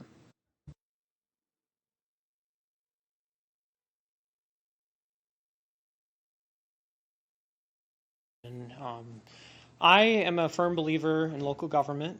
Local government, although most citizens don't realize it, is where most of the big, important decisions happen.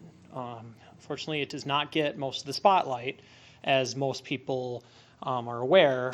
Most of the spotlight in government is at the federal level and at the state level. And unfortunately, much of what local government does goes unnoticed and oftentimes underappreciated. So it's not a glamorous position. It is one of service, of which I am thankful for my common council and my mayor and those who do serve in public government. My wife is here with me, Abby. She's a teacher at Dodgeland in Juneau. I myself serve as research assistant to Representative Ron Tussler in the Wisconsin State Assembly. I serve as the committee chief, or the committee clerk for the chairman and I am the committee clerk for the campaigns, the committee on campaigns and elections. Excuse me, that's a mouthful. I've served there for about the past 3 months. I've clerked several meetings. It is not my job to make policy there. It is my job to listen to everyone, to give those who wish to speak their chance to do so, and then it is elected representatives' job to make decisions. I would greatly welcome the opportunity to serve on the council. I believe very much in local service to my community. I also serve in the Army Reserve. I've served there for about 4.5 years. My unit's up in Wausau. Proud member of the Columbus community. I really like what we've done here. I would certainly, as any community in Wisconsin, there is always room for improvements, and I believe that being stagnant is not the way to progress. It's good to keep on things, to keep our community vibrant and strong. I guess with that, I would welcome any questions.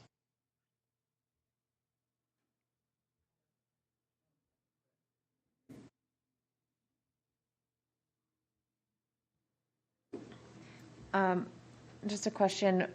Could you describe for council a scenario where you've helped to build a consensus? It doesn't have to be in your professional life, but I guess just an example of how you would build a consensus. Okay. So in the Army, I also serve as a team leader. So it's one of the lowest units. Each team has about 3 or 4 soldiers. And within that group, I serve as the team leader for 2 male soldiers and 1 female soldier. And they range in a numerous age group. I think my oldest soldier is older than I am. And then I've got a couple of other younger soldiers. And certainly they've got different experiences and different backgrounds in life. And just being able to come together as a team so that we can have that team cohesion, so we can make sure that, yes, we've checked the boxes, we've gotten all our training done, we're good to go on everything, but not so that we can just work as a team, but we can thrive as a team. I'm all about thriving. I always try to push them to do their best. Whenever there's conflict or anything, it's definitely not easy. I don't think that a lot of people like conflict. Conflict can be scary at times, but it's willing to come down, speak with people individually, and if there's still an issue, maybe bring in someone, maybe my squad leader, so we can just talk it out. Because I personally try to resolve conflict at the lowest level possible, involving those who are directly involved in disputes, and then going up one line of the chain of command if at all necessary. Alder Piperone, sorry, I have my notes on my iPhone here. So my question would be, I guess, when the council is faced with a decision, it often wants resident feedback.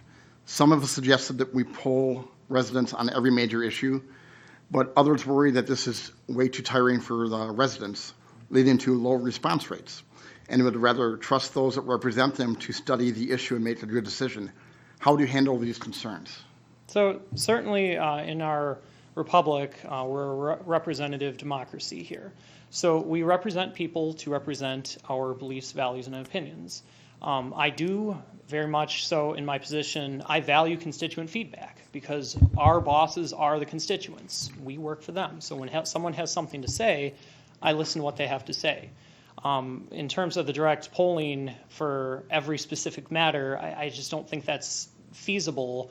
Our time, because our time is important and our constituents' time is important. So I firmly believe in keeping people informed of the issues at hand, giving them opportunity to respond to things, and then kind of striking that right balance between, okay, I have been elected. At the end of the day, it is the representatives who make the decision, but they do so on behalf of their constituents.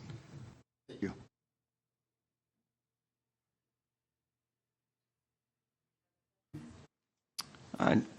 Hi, Alder McCabe. I just have one quick question.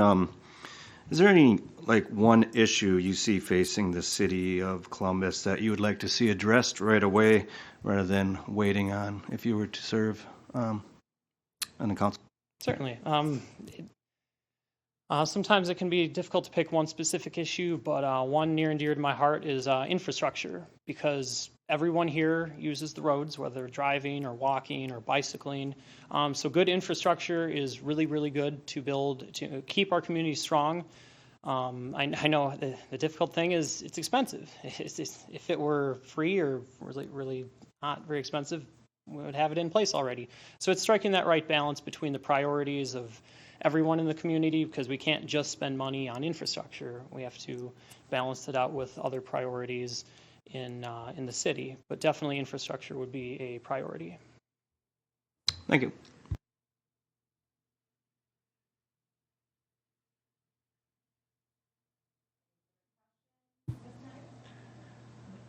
I'll ask a question. Hi, William. Thank you for joining us. Are you a native of a Columbus area, or did you move here from somewhere else? Say you realized that you and your, you started. I'm presuming bought your first home here in Columbus, perhaps. But are you a native of the area? I am not. I grew up just outside of Kaukauna, Wisconsin. Okay. So native. I'm very Wisconsinite by heart. I grew up on a small dairy farm, and then I moved to Columbus about a year and a half ago. Your story seems very similar to many people that I've met here in the past 20 years of how you landed in Columbus, and it's very similar to a lot of other communities where maybe we grew up in Wisconsin in a different place, but the proximity to Madison and other things make this a very inviting community, I believe. So thanks again for joining us tonight. Thank you for having me. And one more. Alder Gray. So, William, you mentioned that we represent the people. Now, on an issue, I'm not going to name anything specific. Now, say your constituents have a polar view of what your personal belief would be. What would your inclination be in a situation like that? Or, well, to make it, that's difficult. That's too broad. Like the Statue of Columbus. Say you wanted it to stay, but your constituents wanted it to go. How would you handle that? So definitely, I value constituents' feedback because, like I said before, they are the boss. So if the overwhelming majority of my constituents believe the statue should go, that would ultimately be my decision as well. Okay, thank you. Thank you. Thank you.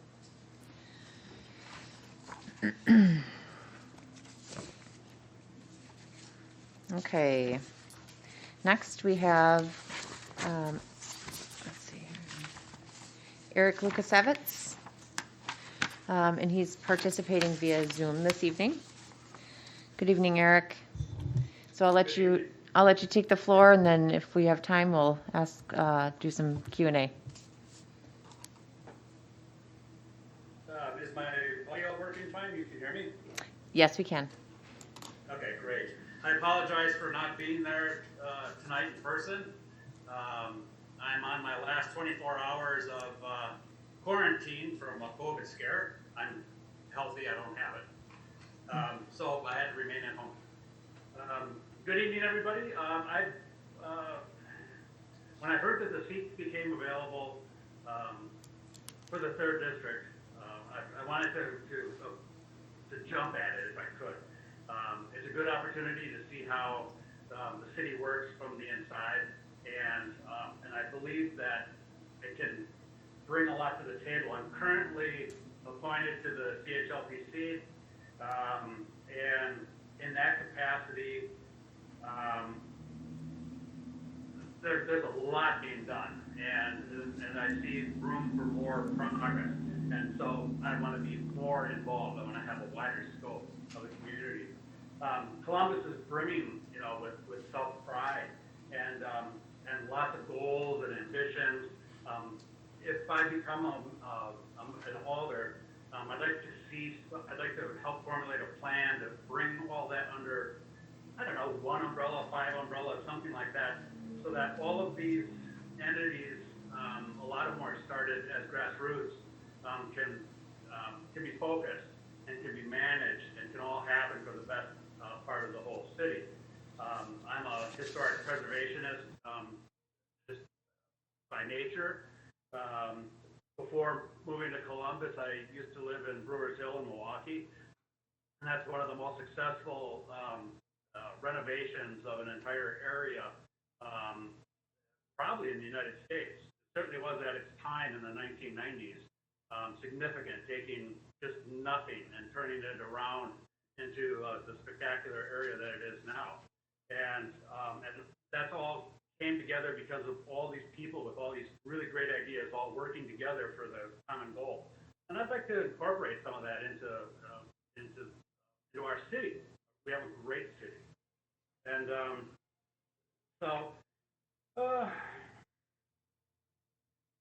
one of the other issues that I'd really like to focus on is communication with the residents. I tend to be rather outspoken on things, and a lot of people take me as being short when it comes to decision making. But I'm a problem solver and a big picture visionary, and so I can jump at solutions pretty quickly, and I think that could be a big benefit. These. I lost my place. I'm sorry. Yes, you can tell I'm not a politician, but as a problem solver, we can take all the ideas, all the features, the good and the negative, work with it, get it arranged, develop the systems, make it work, get it done, move on to the next one, just keep rolling along and get it all finalized. Any questions? Thank you, Eric. Any questions initially from council? Alder Gray, if I may. Mm-hmm. So my biggest question is Well, first of all, I very much appreciate everything that you've done for our city in the past, and you are definitely an advocate, and I think we need more of that. You call yourself a preservationist, but then at the same hand, and sometimes preservation could be to a detriment. Take the dam, for example. If we conduct a study and it shows that it could potentially reduce flooding, would you fight for its preservation? Or would you be in favor of reducing potential financial and hardship to residents? Interesting choice of examples. I live on the river, and I know its theory.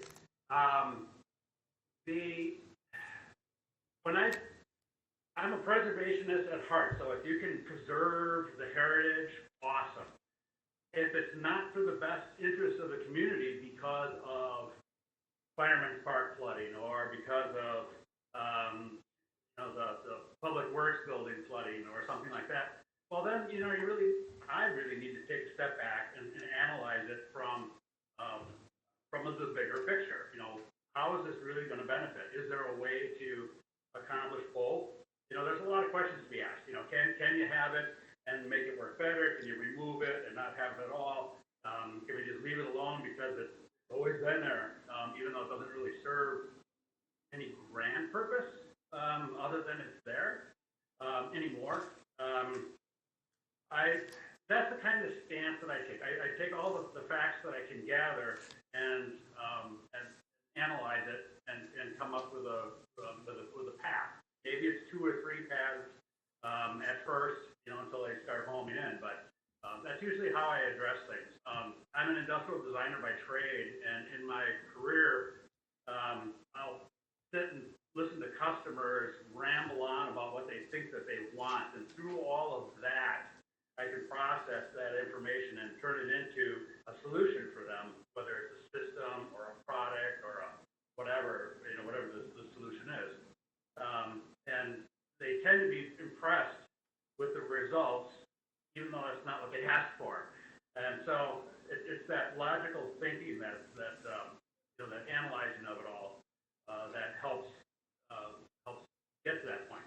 So with the, would I stand to preserve the dam using your example specifically? Maybe not. It depends on the best use for the city, the best use of city funds, best use of city resources, the best use for the city after whatever change is made, it happens. And it all has to be looked at. It's not a simple yes or no. Right, and I understand that. I was asking if a study shows that the dam is raising our water table and it is increasing the risk of flooding, would you want to still preserve it, or would you be in favor of potentially removing it or altering it in some way? My personal vote would be if that was the situation, and I've read a little bit about the dam. In that particular situation, my own vote would be to remove it. That doesn't mean that everybody else is going to vote the same way and that's going to pass, but that would be my vote. So, I mean, it may be a nay, when taking all the votes instead of a yay. But that happens. That's part of the way it works. Okay, perfect. Thank you. Alder Piper here. What do you hope to accomplish if you were to be appointed as city alderman? Thank you.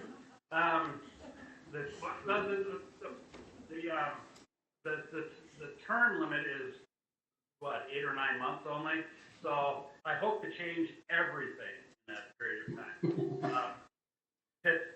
I plan on mostly learning, seeing how the system works. I've been following these meetings. I do actually have some goals, and I don't know how they would incorporate into this in this short period of time. I did want to run for alder, going through the proper channels, but I did not want to run against Andy or Ed, who are no longer there, so I probably could have. I didn't know that at the time. So ultimately, I would like to be an alder and put in, the maybe multiple terms. And in that time, I'd like to see the growth of the city, the coming together of downtown, the coming together of all the events and special events that happen. Get it all together, get it all coordinated, make it all a nice system, and see to it that the city benefits from it.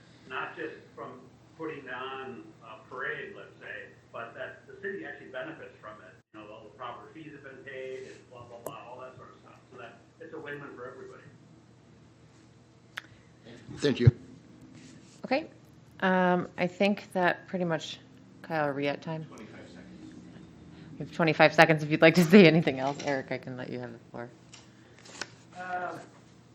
Nobody's got a quick question? You can move on. You can certainly email me and contact me on the side if you like until the time you make your decision. Thank you very much for the opportunity to speak tonight. Thank you, Eric. We appreciate you chiming in via Zoom. Okay, next up, we have Peter Adams. Peter, similar to the rest of the applicants, if you'd like to speak for a short time, and then if we have time, we'll do some Q&A. All right, excellent. Good evening. My name is Pete Adams. A little background about me. I grew up in Milwaukee, and growing up, I never thought I'd live in a small town. Lo and behold, here I am. So my wife and I, we moved here around the neighborhood of 2002, and fell in love with the community. We're invested in the community. We have 3 children going to the Columbus School District. My wife is active in St. Jerome's Church. We go to the Aquatic Center, the Fireman's Park whenever they have activities. I'm a regular at the library. So we're invested in the community. As far as I am concerned, right now I am now a project manager for the local IBEW 159. I brag for a second, but I saw a problem with our training program, and I thought we could make it better. So I developed a grant, wrote the grant, we got awarded the grant, and now I'm getting that program off the ground right now. In doing so, I had to research state statutes, DWD 295, 296, and state statute 106. So I can't say that I'm excellent at reading the law and statutes, but I have a little bit of experience. And like I said, I saw a problem. I went after it to fix it. As far as being a member of the council, first and foremost, I need to learn and grow into the position. I don't have any preconceived, this is what I want to do. First, get your beak wet, figure out what's going on, and then a little bit later down the road, maybe there's a commission or maybe there's something that I can help out with. I believe that one of my strengths is looking at things analytically and trying to build a consensus in terms of getting people on board. That's what I had to do with the grant, because my first proposal was more ambitious than what ended up happening. The contractors balked at some of the oversight of it, but they were open to the training portion of it. So I focused on that, revamped that, got everyone on board with that, and so we're able to get that off the ground. Not saying the other part's dead, but we're going to revisit that later and see if we can get that off the ground as well. So that's a little bit about me, opening it up. Thank you. Any initial questions for Peter, Council? Alder Pipeline here. Have you been volunteering already in the city or any organizations? In the organizations, no. The only thing that I volunteered for every once in a while was at the Columbus Elementary Carnival. They asked for volunteers to work that. Worked at St. Jerome's when they needed volunteers for working at their, blanking on the name, when they have their raffle dinners. So I just volunteered around there a couple times, and then at the elementary school. Thank you.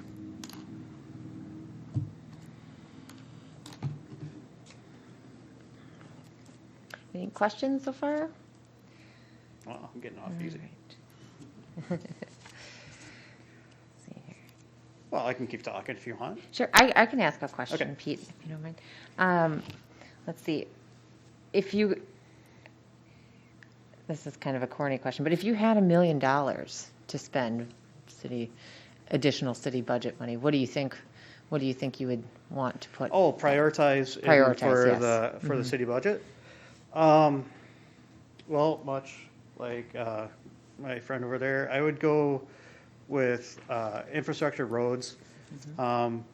The second thing that's near and dear to my heart would be protecting the drinking water. I know it's not a awesomely exciting topic, but eventually I think that's going to be huge. I mean, you can look at the water wars that are going out west and how much they want to tap the Great Lakes. Protecting that would be beneficial as well. As far as everything else, I guess those are the two that I have offhand. I would have to look at and see exactly what the city needs are and kind of go from there. But if I had my two, I'd pick those. Thank you. Additional questions for Peter?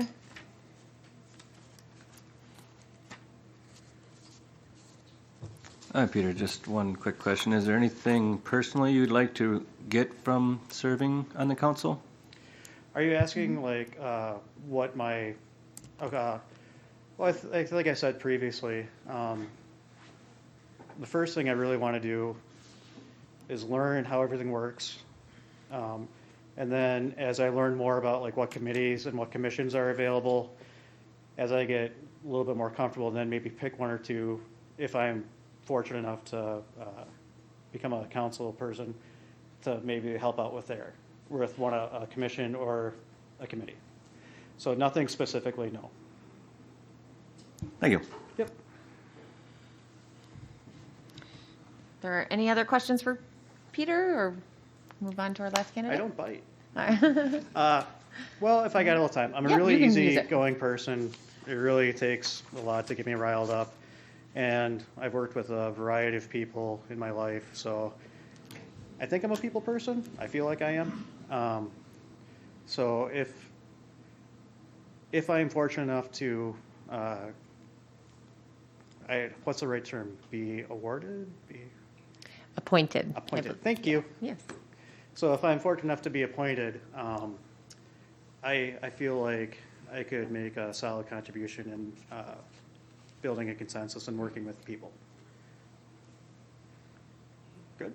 Yeah, thank you very much for being here with us this evening. Okay, lastly, we do have John J.D. Milburn. He is here in council chambers. J.D., if you'd like, you can take the podium.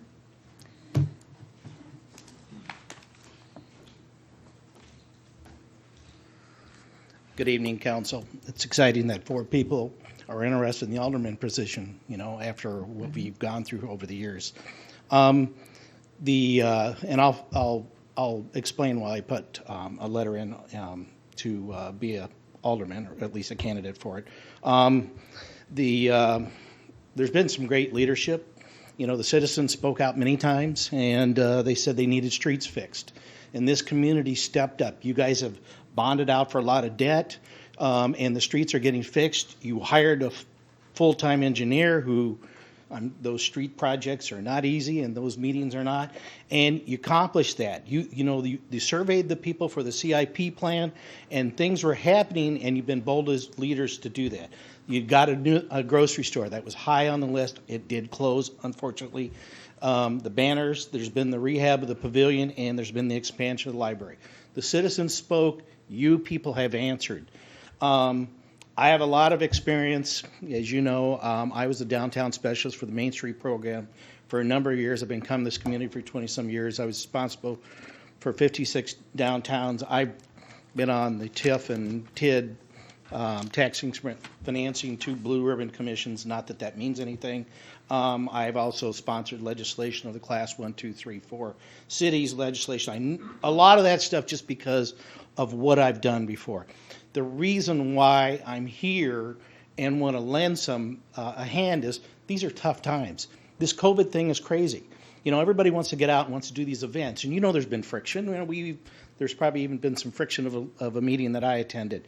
It is a tough decision, and we're going to experience tough times. Budgets, people wanting to have events, people wanting to do different things, and these are tough times. And I think it's going to take bold leadership, and I want to lend a hand. I know that I was on the facilities committee for the school, the referendum, that has been a lightning rod, and I served on that again. And this time we basically went out, knocked on doors, and after how many years we got a successful referendum.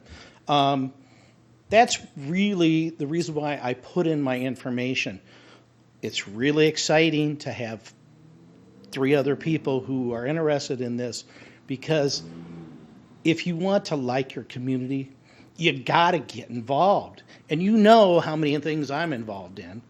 And I would encourage citizens to get involved. Read the agendas, read the things, and you know what? Become a better citizen, because it's about quality of life. And you know what? When I got involved in the city and did different things, joined the fire department, did whatever, I just fell in love with the town. That's me.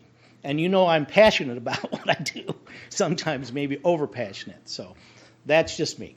So. Thank you, JD. Paul, you got a question? Yeah, Okay. Alder Pfeiffer, do you think that the current city downtown of Columbus is strong? If not, what can be done to improve it? I think that the current downtown has its challenges, and it has for a number of years. It's hard to influence a downtown district when it's owned by the private sector, okay? So some great leadership happened. The streets, the banners, those things, it's a tough thing. There are some things that are being done, but it's advocacy. But earlier this evening, you talked about a business that's not complying with the liquor and that type of stuff. It's hard. It's just advocating for those buildings, better use. There's probably some resources that can be used, but I think that Columbus, coming here for 20-some years and even being an economic development person, trying to improve the downtowns, there's some complexities here that until the private owner says they're going to do it, it's not going to happen. Talk about antique stores. We just have to encourage people to continue to do what they do, and the best thing you can do for a downtown is to lift it up with more marketing, more customers, more, I do the village of Pewaukee, if we can, economic development is making a better environment for those people to make private investment decisions. How do you do that? Okay? That's a tough call. Okay? Thank you. Additional questions for JD?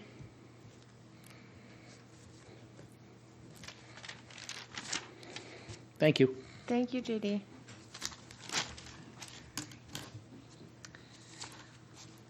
Okay, so with that, it is my understanding that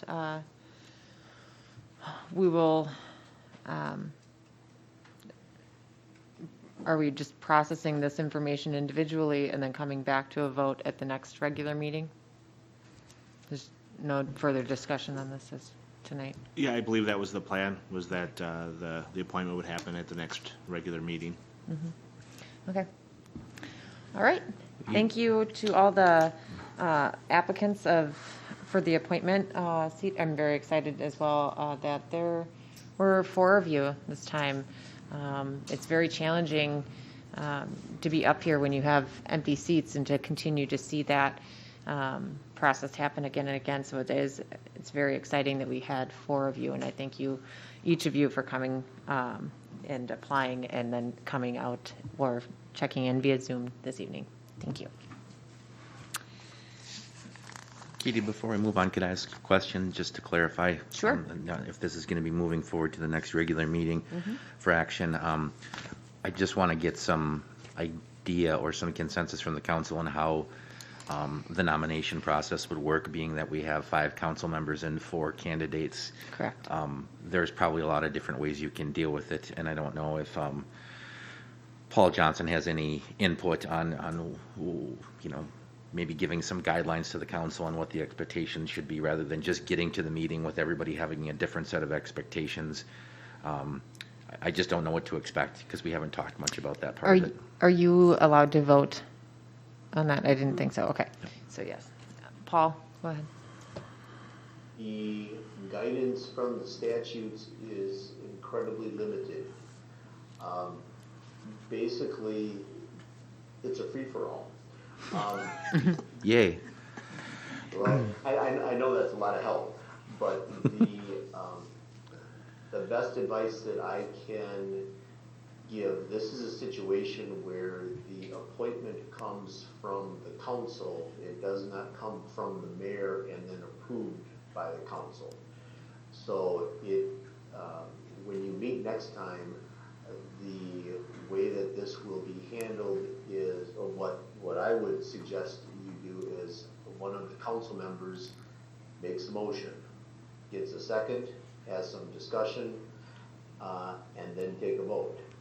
And keep doing that until somebody, one of the 4 candidates, gets approved.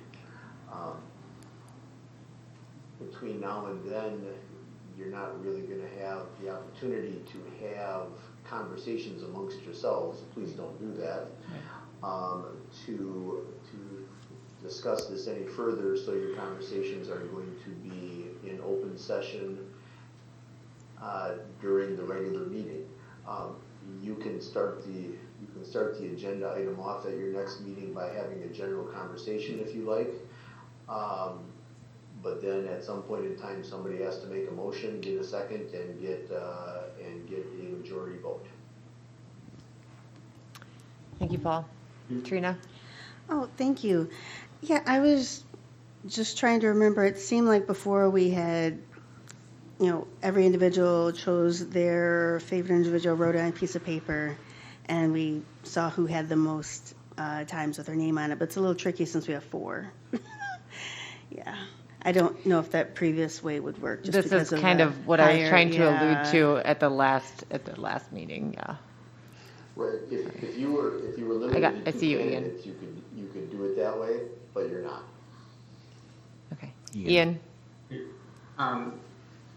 So, Paul, would it be appropriate for us to see how many of the 4 candidates might be nominated to be moved forward for consideration? We can't vote today.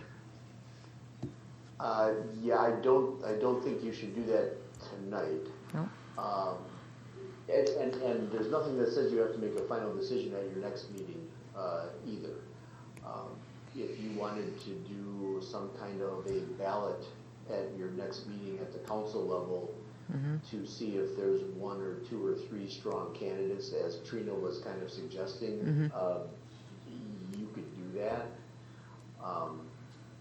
I just don't know where that would go when you have 4 candidates. You might end up with 4 people with 1 vote and 1 person with 2 votes. That's why I'm asking this question. Here's my suggestion. I think if we take this to the next regular meeting, if we want to nominate individuals, we have a nomination and a second to certify the nomination. Otherwise, it's really, everybody could just nominate 1 person, and as Paul said, I think you'd be potentially electing someone with 2 votes, which isn't really a majority. It's more of a plurality issue, I guess. But my suggestion would just be, if you feel strongly about it, have a nomination and have a second to the nomination, and see how many nominees we come up with at that point. That's just my suggestion, 3 weeks in advance of the meeting, but I just thought we should have a brief conversation about it tonight rather than when it happens, so we're aware of the issues right now. Paul, are you okay with that? Yes, I think at the end of the day, the winning candidate is going to have to figure out how to get 3 votes out of the council, at least. 5 would be nice. That would be my preference, but 3 will be required. yes. Yep. Okay. Okay. Thank you, Paul, for the guidance, I guess. that there is, that there are no rules. I guess. Those are, okay, thank you. So I guess had a we are, quick- Sorry. oh, I'm sorry, Trina, No, go that's ahead. okay. Yeah, I'm just trying to envision it for next time we're together. Would we be having 2 rounds? One to nominate who would go forward, and then the second round would be the actual choice pick? Yes, Just, it seems that otherwise, way. if we just go one at a time, I think that'll be a bit of a mess. Right. It could I'm gonna let Ian speak first, he's got his hand up, and then I'll comment. Go ahead, Ian. I think going back to what the mayor was alluding to, the easiest process would be is if a council person nominates someone, if we get a second, we could immediately take that person to a vote. If we don't, we can wait for someone else to nominate someone that would get a second that we could take to a vote. And as soon as someone is voted by a majority, it's over. Right, and that would be the cleanest way, unless all of a sudden you have 4 motions in 4 seconds. Right. And then you will have accomplished nothing. But Which is a possibility, so Then we have to go back to how Trina was talking. Right, you're gonna have to play it by ear a little bit, because you might all be on exactly the same page right now, and you might all be on 4 different pages. But Sure. nobody knows that right now. Trina, I think what he was alluding to is that if somebody has a nomination and a second, that's 2 people, they only need 3 total. So depending upon who gets nominated, go ahead. Oh, no, I guess. There is no prohibition on seconding more than one person or nominating more than one person, although that would be kind of odd. Right. No, I was just trying for clarification. I just didn't want one person to be suggested, someone to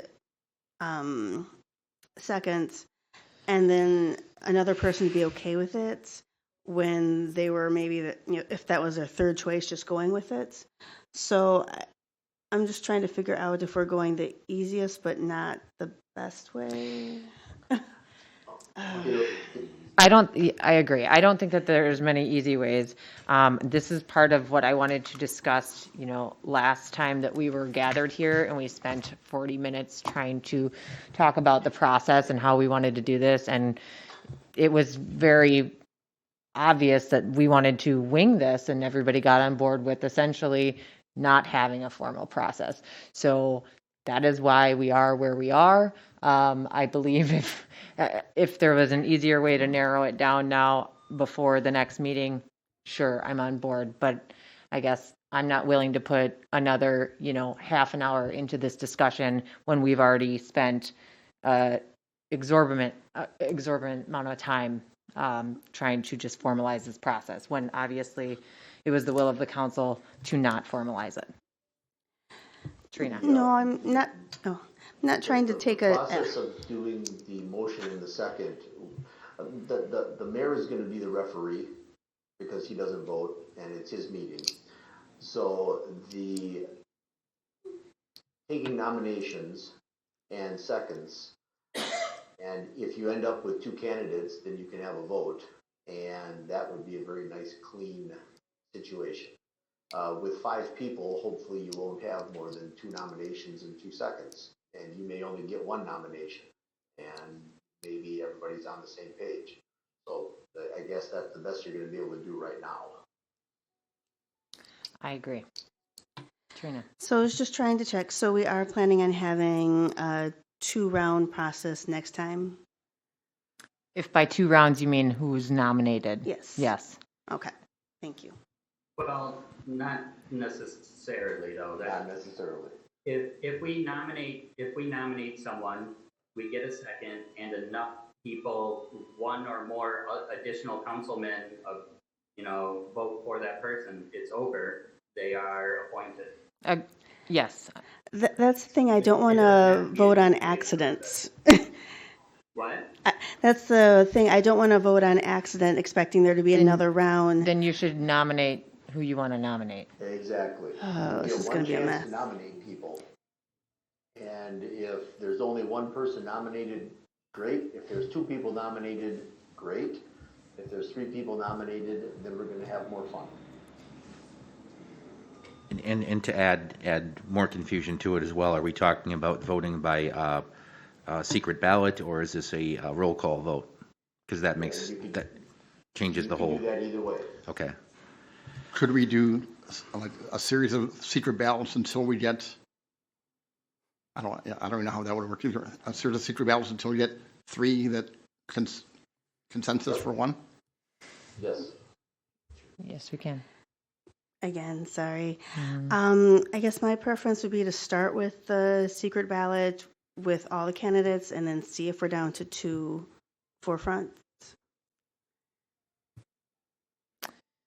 Trina's idea, any consensus on that? Ian? So, I mean, we may not, the big thing is this is a really short-term appointment. And I don't want to stretch it out more than we need to. If we just start by nominating someone, it might be over right away. We might be able to come to an agreement right away. If we start with secret ballots and drawing this process out, we might not appoint someone until the next election. So I guess I'm not understanding what you're saying, Ian, because I understood what Trina had to say. If I understood it correctly, she wants to just not necessarily start with a similar process to how we have done ballots in the past. Write down your first choice. Is that what you're saying, Trina? Yeah, so once we count them, we might realize that it's not going to work because everyone's gone with something different. Or someone, but So, and then I would guess like what to would your try it. suggestion be if it is all something different? At that point, we would just start the nomination process. Okay.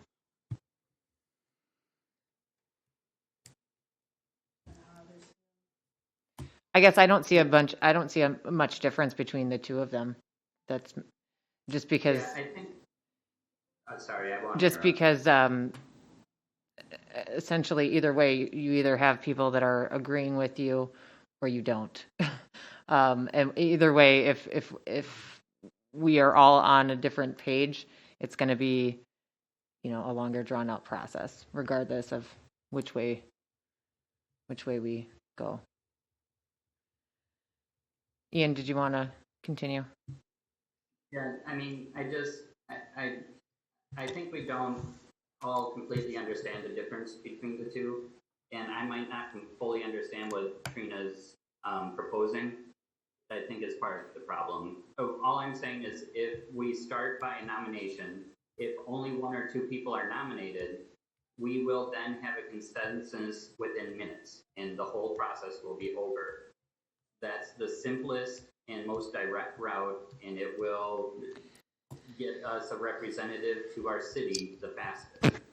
Now, if we have three or all four are nominated, then we have to take further action with perhaps secret ballots or something of that nature. But the simplest, fastest way is to seek a nomination, a second, and a vote.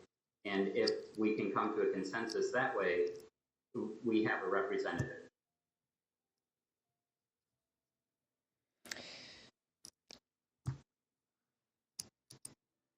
So Trina, if I'm understanding your concern, you are concerned if I nominate somebody, as an example, if I nominate somebody and I get a second and a third, that you wouldn't have an opportunity to nominate somebody? Exactly, that whoever just happens to be nominated first would wind up automatically getting chosen just because their name was put out there first. That's my concern. That's not how that works. Right. No. So we wouldn't be voting on that round. We would just be nominating people. But then we would know, okay, well, obviously this person has a consensus. But if you wanted to nominate somebody else at that time, you would have the time to do that, and whoever can jump on that bandwagon as well. Thank you. I just didn't want it to be an automatic, accidental first voting. Right. No, we would have to go to an actual formal vote thereafter during the regular meeting. Okay. Just to be clear, what I'm trying to avoid, as Attorney Johnson said, I'm not voting on this, but I need to be the referee. So if I'm going to a game and I don't know what the rules are, you have a referee that doesn't know what the rules are. So what I don't want to There are hear no rules. at the next meeting is that we had this discussion and that there's a vote and we have 3 votes to confirm someone, and then someone decides they want to change the rules at that time to say, well, I don't like the outcome of this because my person didn't win, so let's try this now, because we could do that for an hour. And that's what I'm trying to avoid. So I think I understand what Attorney Johnson's trying to say right here, but when we get to that meeting, let's please try to, it would be great if we had a unanimous vote from the council. But if we have 4 nominations, it's going to be a rat's nest. And I'll do my best to navigate the rat's nest if that's what we have. I have faith in you, Mayor Tom. I'll be up in the replay booth helping you out. Commentary color as well. Okay. Okay, sounds like we have formulated at least somewhat of an outline to move that forward to the next regular meeting. So with that, we will move on to number 7, review and consider acceptance of a donation to the police department from Countryside Ford. We have Chief Dennis Weiner here to tell us about the donation he received. Chief? Okay, good evening. I was contacted by Countryside Ford in early May. They told me that we were the chosen benefactor of their monthly community give back program. Apparently they pick an entity every month and give funds to that entity to return some of their profits to the community. And I picked it up to check up during the week symbolic for National Police Week. That was at their request. The check was for $750. The caveat was that they wanted it to be used for something that would be applied towards a community event or the community members at large, and not just something that we simply took and bought something with, or just benefited the officers of the department. My proposal to the general manager that night was, one thing I hope to do this winter is have a Citizens Police Academy, which does require some funding. I explained a little bit about what that was. He thought that would be a great idea, was very supportive of the money being used for that. And in the event, who knows where we'll be at with COVID next week, let alone this winter. If we're not able to pull off a Citizens Police Academy, I would then use the money next spring to help fund the 2021 National Night Out. And he was very okay with that. So we were just picked for the month. Again, he asked for it to be applied in some way back towards the community. And the ideas that I gave him were accepted. I told him that there would probably be some sort of review process before we could officially accept it. So we have not deposited the check yet. We still have it at the police department while this process goes through. And that's about it, if there's any questions. Thank you, Dennis. Any questions from council? I'm seeing a lot of no questions, so I think, Ian, go ahead. So one thing, in light of the recent, well, I suppose we shouldn't call them break-ins because it's been unlocked vehicles and things of that nature, would there perhaps be a way to utilize that to maybe create like a citizen watch or fund like some radios or something that they could utilize, or like a basic training or something of that nature to try and self-police the areas that have been getting robbed lately? Yeah, there's a lot of different things that we could look at for spending along those lines. I think if we can get a more visible presence on social media directly from the police department would be huge. Putting out alerts to the community. I know we have it through Lisa, but I'm saying when something's happening, boom, I can send it out. I think that would be helpful, but I agree with your idea that I can look at some options for that as well. I mean, people you see something, call it in. If it turns out to be nothing, we don't care. The crux of these are going on. They're ranging from 11 p.m. until the ones this morning were captured between 4 and 5-ish. It was actually starting to become daylight while they were still doing it, from what we saw in some of the videos. So, most of the people are sleeping when that's going on. So, yeah, there are some options we can look at for that as well, and I would be open to that. Thank you. It's just an idea since our current, and with COVID, we may not be able to do some of the things that you want to do. And also with the current political climate, people are wanting more citizen involvement. I think it could potentially be a good bridge. I agree. Okay. Any other comments or suggestions? Thoughts on Ian's idea? Anyway, no? I think anything that will help. Okay. I guess with Ian's suggestion, I'm wondering, so we're moving this forward then for you to use the check for the $750 for the Citizens Police Academy. And I guess maybe that what Ian suggested just sort of falls under that umbrella of a police academy. Correct. I guess the motion that I would ask for, I'm sorry, I'm sitting out on my deck and MedFlight is going over. So, Oh, sure. I guess my motion would be, my recommended motion would be to accept the donation of $750 from Countryside to be applied towards community events or community benefit, something along those lines. Okay. Thank you, Dennis. So we'll move that forward. Thank you. We'll move that forward then to the next regular meeting. Yep. Thank you. Appreciate that.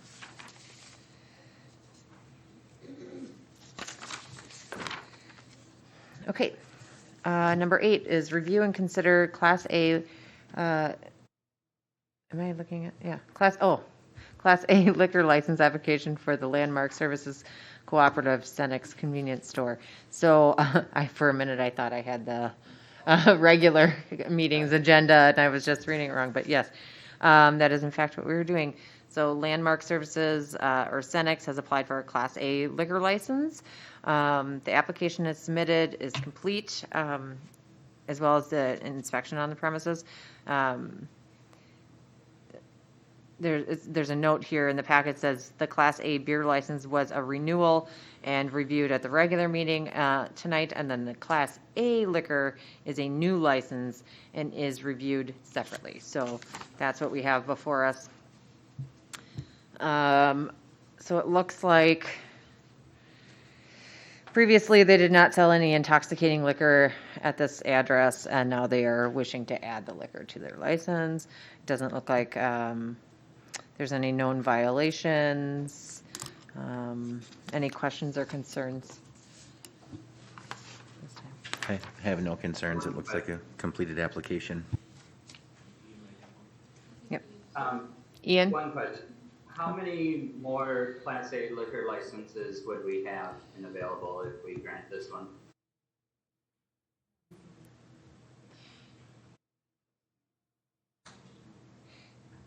Class A's are unlimited. Oh, they're unlimited? Yes, oh, sorry. I did have that written down as a note too. Yes, Class A's are unlimited. Class B is the ones that are more limited, yes.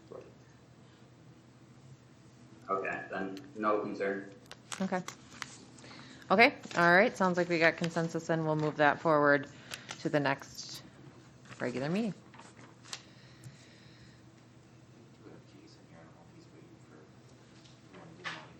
Sure. Are you here for? He's for the next, yeah. Okay. Number 9, we have review and consider the Plan Commission's recommendation for home occupation at 556 Waterloo Street. So this is an item that was originally on the regular meeting and got pulled because there was some concerns from council about the occupancy for Ammo Box LLC, which sells firearms and related accessories online. And it was a recommendation of the Plan Commission that we approve it. There's been some follow-up, and I think Kyle was wanting to fill us in on that.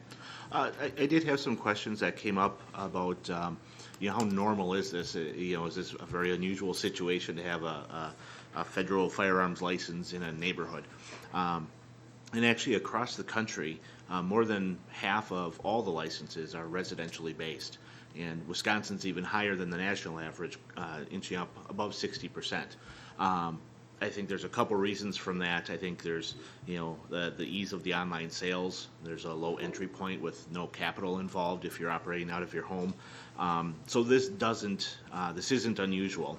And kind of going back to the zoning code details what uses are even possible in the different zoning districts and what the standards and conditions that the applicant has to meet.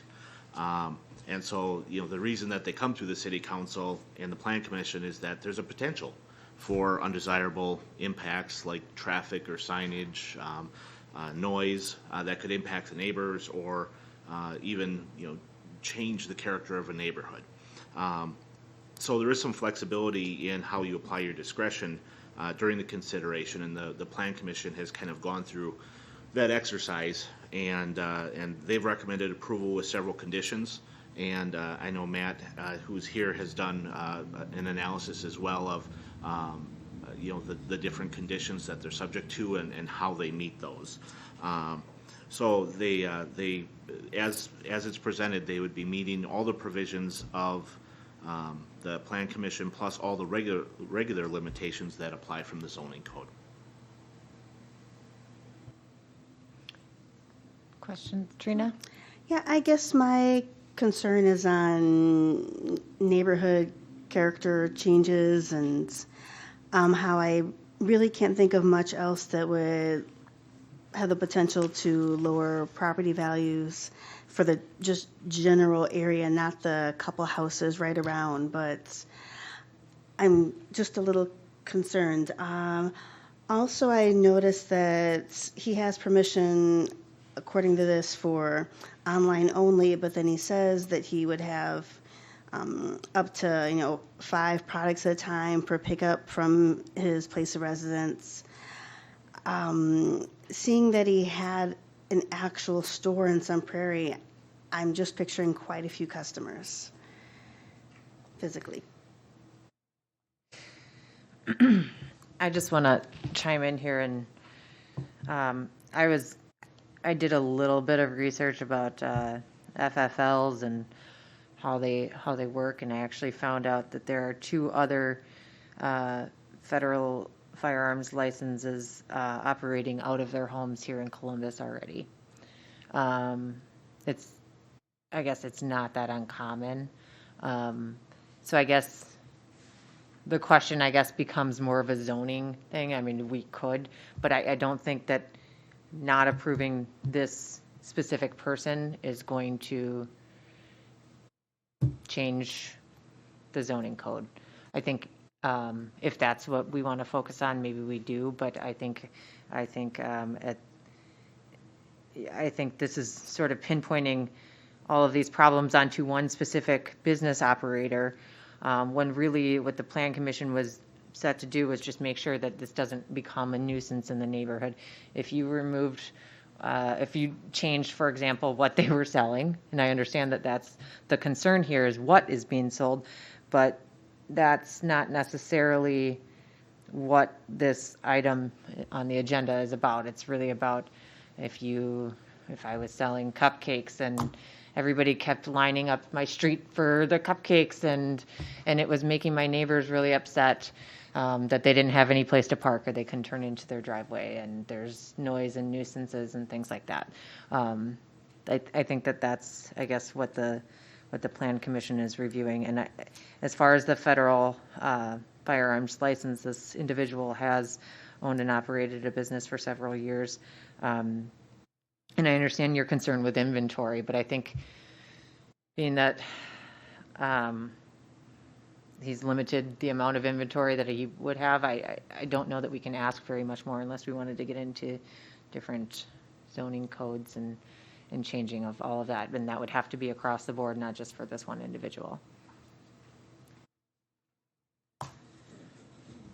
As a plan commission liaison, during the meeting, we looked at a lot of stuff. We vetted a lot of stuff. We ensured that there's safety precautions in place with the security and maximum number of guns, and the fact that there were not people coming, to purchase inventory that was on the shelves. It was mainly for pickups with a couple repairs here and there.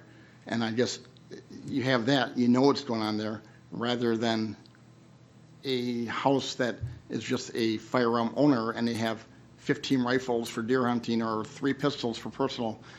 That, there's more inventory in an unregulated house that you don't know about than this, which we carefully vetted. So I think that, I'm not a gun person per se, but I think, put in something with, right where it's at, and, that there are safety precautions in place.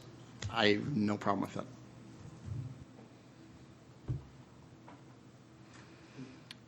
Can I ask a question? Sure. So part of this, I see that he's going to be participating in gun shows and things of that nature. Does he have an off-site storage facility that I'm missing where his inventory for that would be stored? I guess, does it indicate that he's participating in gun shows with a certain amount of guns, or is he participating in a gun show with 3 guns?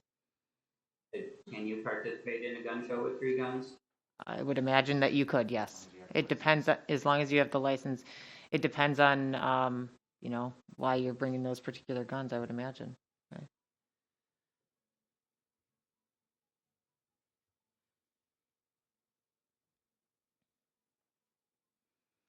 McCabe, you were gonna. Oh, yeah. I guess I just have to agree with Alder Pifferone, and trust the planning commission did their due diligence, which I think they did. And I know a lot of deer hunters that own plenty more guns than just the 5 this gentleman claims he will be having on site. So I guess I don't have an issue with it.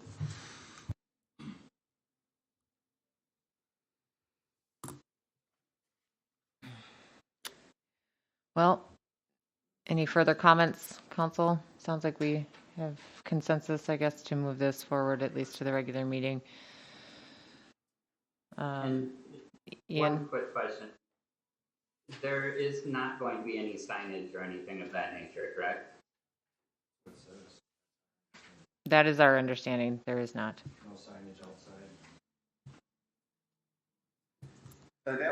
That would be correct, that's my understanding, but by code, he's allowed a two square foot sign on his premises. So he could put a 2x1 sign up on his property, a little sign that, and that is allowed by code. Anything bigger than that is not permitted. I do believe that would alter the community and potentially property values, and that could be difficult. I think that's something, if we move it forward, there should be no signage. Kyle? I believe with this conditional use permit application indicating that there is no signage, and that's one of the items I believe that is discussed, I would say any change to the items evaluated would have to be done through an additional conditional use permit application. Okay. Paul, can you weigh in on that? Would he be able to put signage up without coming back to us to put up a sign? It depends on how you frame your motion. If you approve the conditional use permit with that as a requirement, then you're locked in. So with no If you changes. don't say anything, then what Matt said would be correct. So, yeah, but you can put the additional condition on there, and because he said no signage will be used outside, he certainly won't object to that.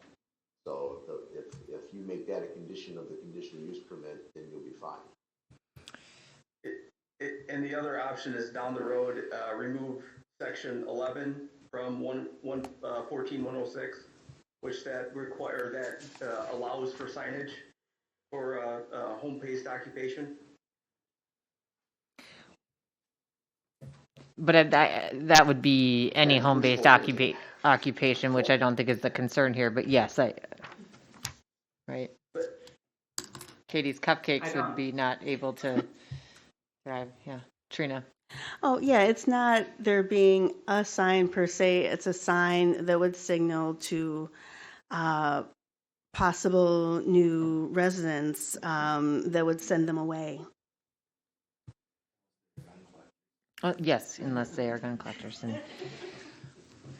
Okay, but I think if I understand what Paul Johnson is saying correctly, is that if we, next meeting, if we make the motion and we indicate that that is not to change, then we should be fine. Just to be clear, Yes.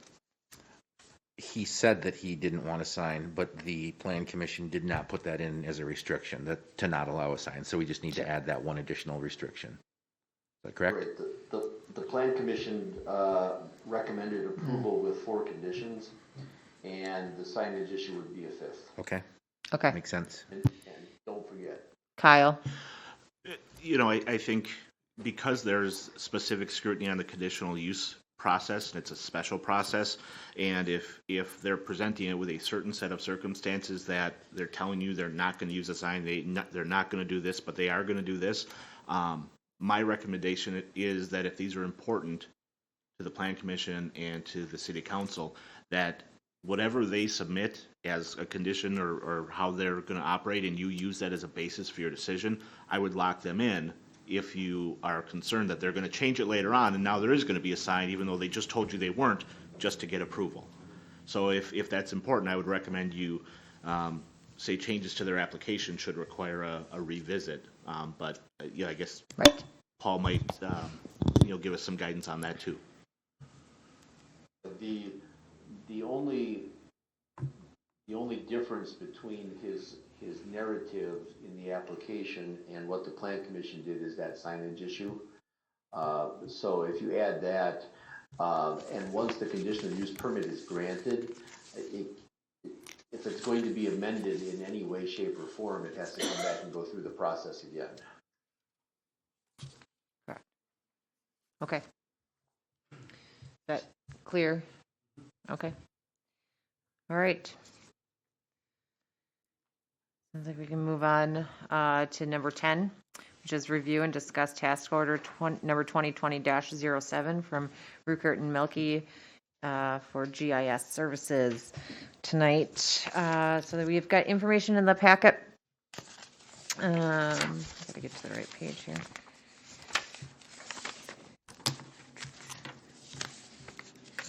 We've got information in the packet. Jason Letha is here.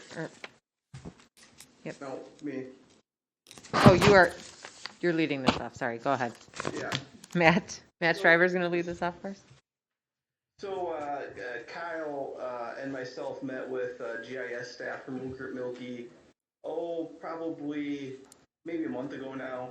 And one of the things that we need to help complete the comprehensive plan and actually have some other mapping updates for the city is a tool essentially to create the layer for the future and existing land use maps. So what you have is a task order basically to create that tool so we can go forward and finish the maps for the comprehensive plan. In there, you'll notice that it's coming out of the line item, pull that up, 100 578 000 212 engineering and GIS services. When I looked at the 2020 budget, it was about $4,000 more than what we had been spending the previous 3 years. And a portion, or a reason we had that extra money in there was for the comp plan. So, any other questions?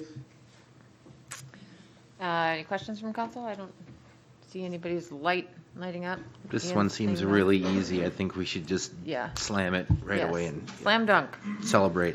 Woo! Okay, consensus had.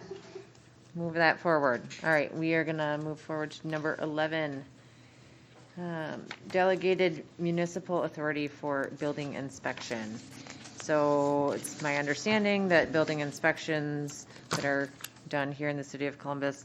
Currently, our inspector can review anything under 25,000 cubic feet. Should we adopt what is before us, the commercial building inspector can then inspect anything up to 50,000 cubic feet. Yeah, and this is quite common throughout Wisconsin. I've been working with GEC on this, and we did update our ordinance for building codes in December. The one thing that was not submitted was the application form. So this is just to clean that up and essentially have the application form approved so the mayor can sign it so we can send that into the state. That's really. So we're just cleaning up the ordinance and to be able to allow for, or it says it is possible that your ordinance may lack some of the necessary elements needed to perform commercial building inspections by a certified building inspector for your municipality. That's what's highlighted in our packet information there. So you're alluding to?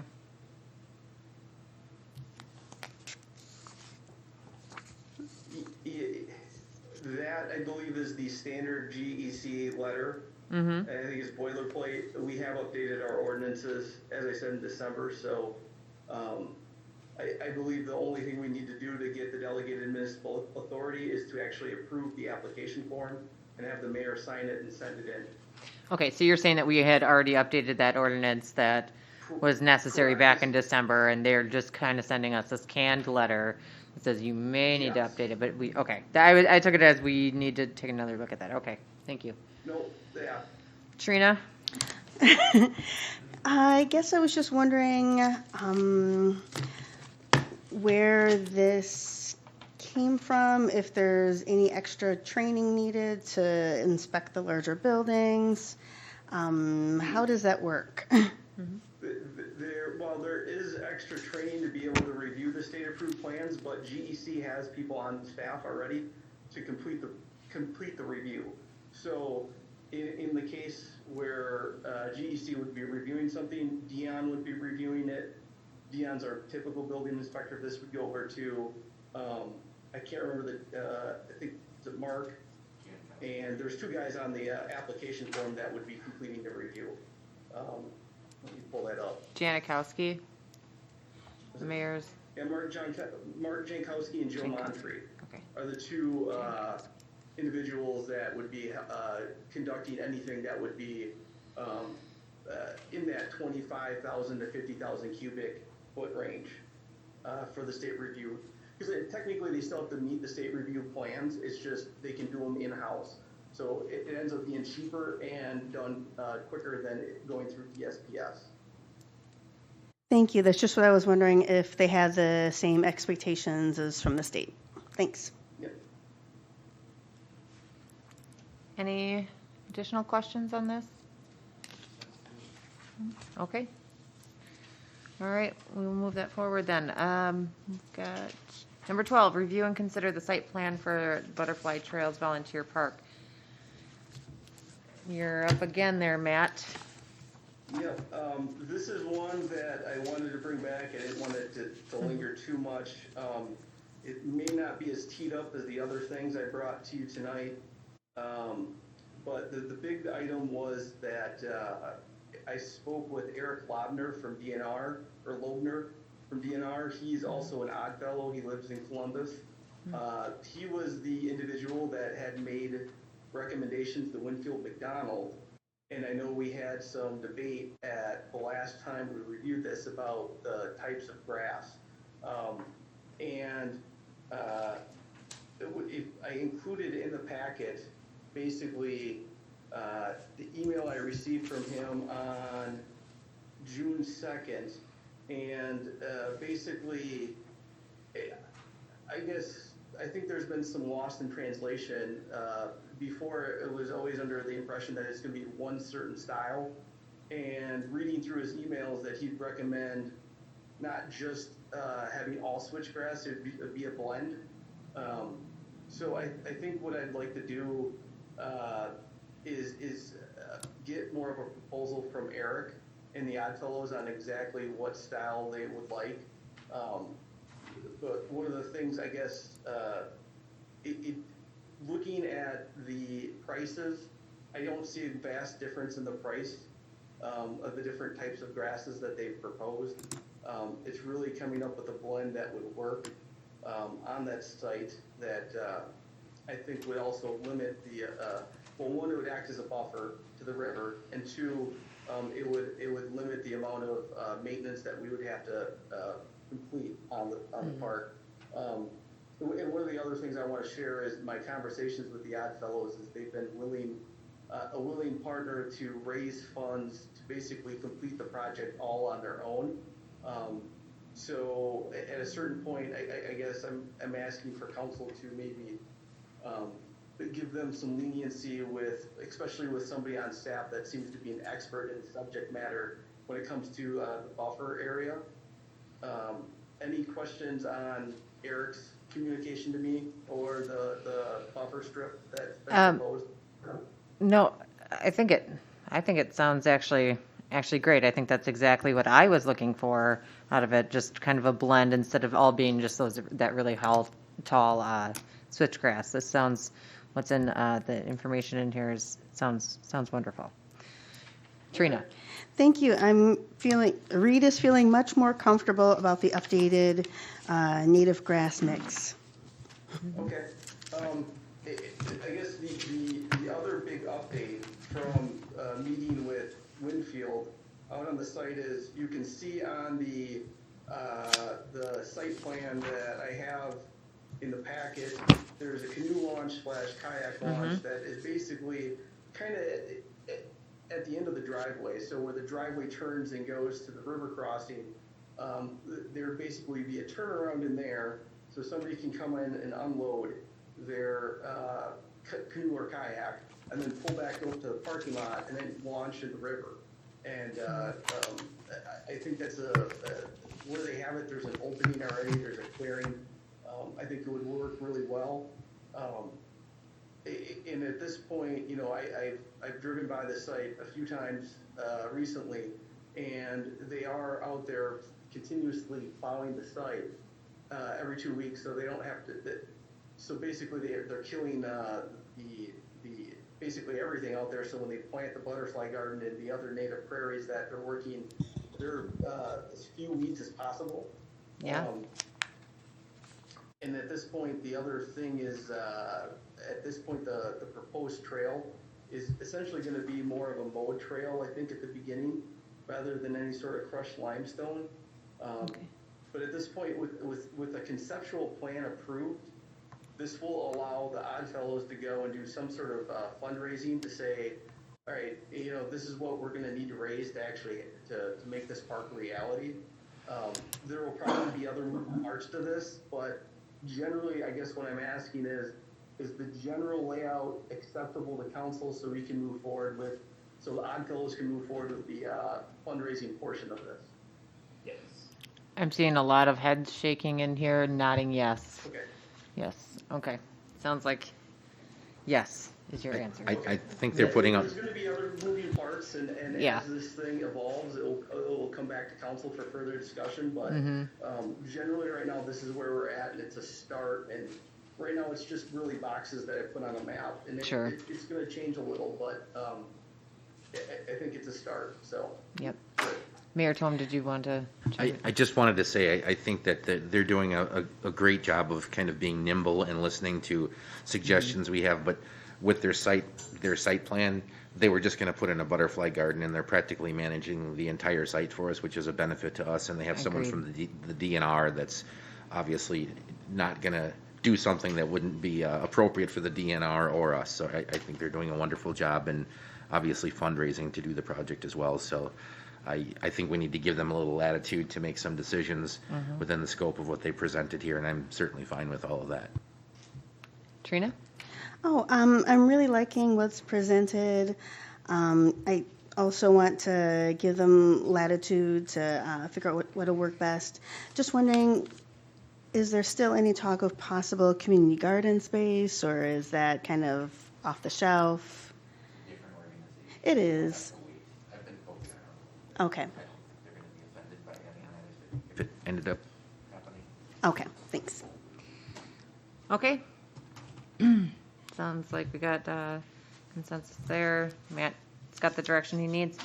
With that, we will move forward to number 13, which is to convene to close session per state statute 19.85 sub 1 sub G to confer with legal counsel for the governmental body who is rendering oral or written advice concerning strategy to be adopted by the body with respect to litigation in which it is or is likely to become involved. Alder Python will make a motion to convene to closed session per 19.85 1G. I'll second. Okay, I have a motion and a second to move into closed session. We will not be returning on the air this evening. There will be no further action taken this evening. So thank you for joining us and have a great night. Oh, do the roll. Gray, Aye. McCabe, Aye. Pifferone, Aye. Reed, Ryan, Aye. Tome, Aye. unanimous. Can I make a motion that we turn down the air conditioning? I'll second. Yes, it's terrible. Can't believe it.